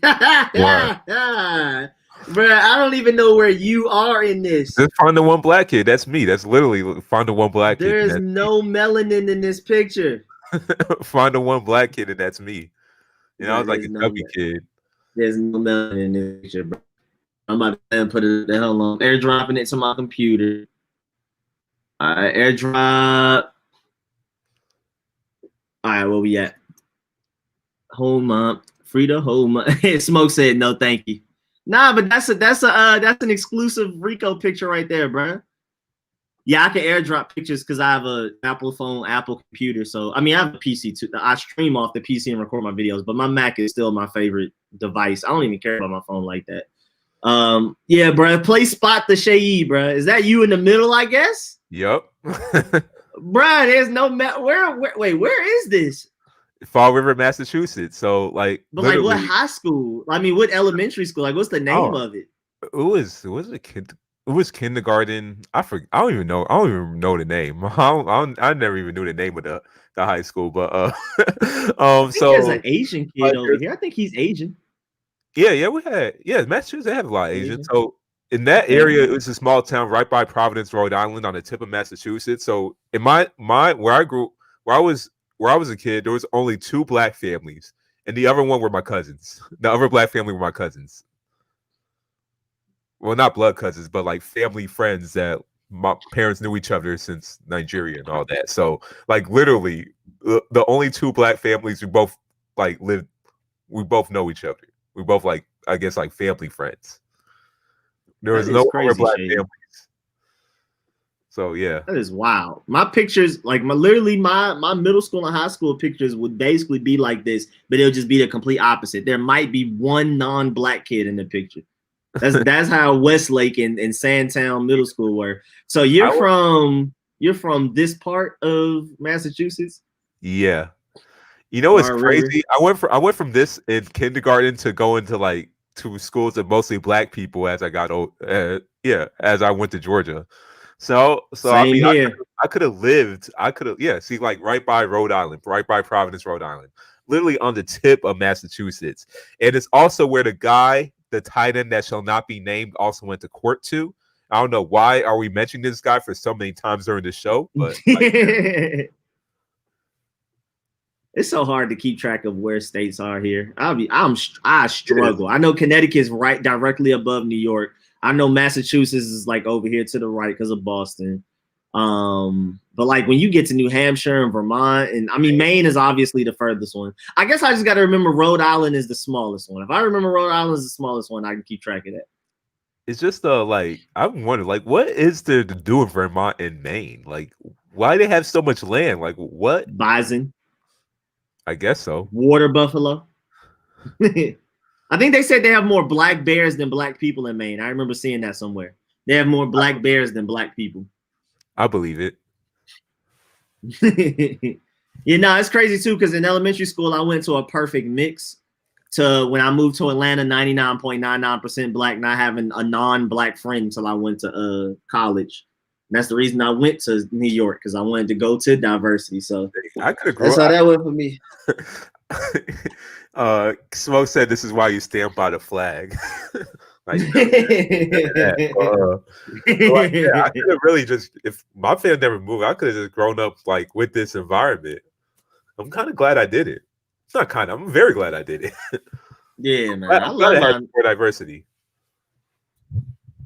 No, I like the fact that I loved high school and middle school being the way it was, and I like the fact that for college, maybe I would have liked to do HBCU maybe like 1 year, like my freshman year, but I'm definitely glad I went to St. John's to do the diversity. especially New York. If I were to live my life again and like I would keep my memories and everything, I would start over from like 6th grade. I would probably still go to St. John's just off of like New York is just it's different, bro. I love New York. Looking back at this, I'm starting to think I wasn't on here by merit. I had to be affirmative action. There's no way. They came and recruited you. They had me right in the center too. They had me right in the center. Yeah, they made sure. It's like there was like the superintendent was like, "Yep, we have to put the black kid there, you know, for the newspapers and everything. We had to find one black kid in this school and put him right there." You like, got recruited. There had to be a way. I wasn't even holding up one of the signs. Yeah, I was about to say, I don't even see your paper, bro. Where's your paper? Like, yo, I had to be affirmative action. There's no way. You're the only one wearing a flannel. Yeah, I don't know why my parents got me that, like, when I was a kid, but, yeah, they put me, like, there, like, right in the middle, too. They didn't put me in the left, right, like, the only one black kid they got, they put me right in the middle, where you They made sure, bro. They made sure, boy. My King Sean said his school is 90% black, 5% Spanish. That's crazy. Again, Westlake is when I was at Westlake, it was 99.999999 black. And in middle school is basically the same thing. Let me see. Wait, what happened? Instead, 1 African equals 7 American black kids. Wait, is that the philosophy? It was like, oh, he's an African kid in the middle, so that. Yeah, you so black. If you split up into 7 people, you can still be black. It'll be 7 black kids. That's so stupid. 1 African. That's the math on that. Hey, man, solidify that. Write that down. Put that in stamp, bro. 1 African equals 7 American black kids. I didn't even know, and I didn't even know I took this picture. I just saw this in my garage. Like the storage. Like, wait, like. This was me. Like I was really in this picture in the honor roll, and I was the only black kid. Like I had to take a picture of that. Like I just saw that lying around. He said my school got about 35. When I went to high school, we literally had 0. We had 1, but he might as well just. He had the saggy pants, the tattoos, and talk like. You never would have known. You would have just thought he was really light skinned, but he actually was white. So that's all we had. You can tell this is the mid-90s. Let's look at what they were dressing like. Yeah, bro. These outfits, bro. These outfits is crazy. This is 96, I believe.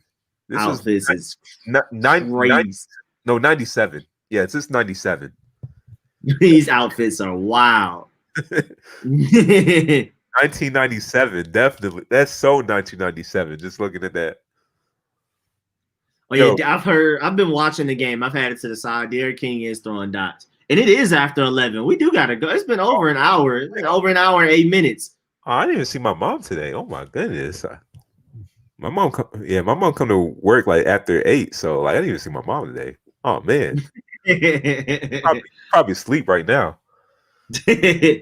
But all right, y'all, man. This is a really fun stream. I'm glad we had it, man. As always, y'all already know every Friday, 8 to 10 p.m. Technically supposed to be 8 to 10 p.m. Eastern time, but we had so much fun we went longer. Anything else you want to say before we dip up out of here, Seyi?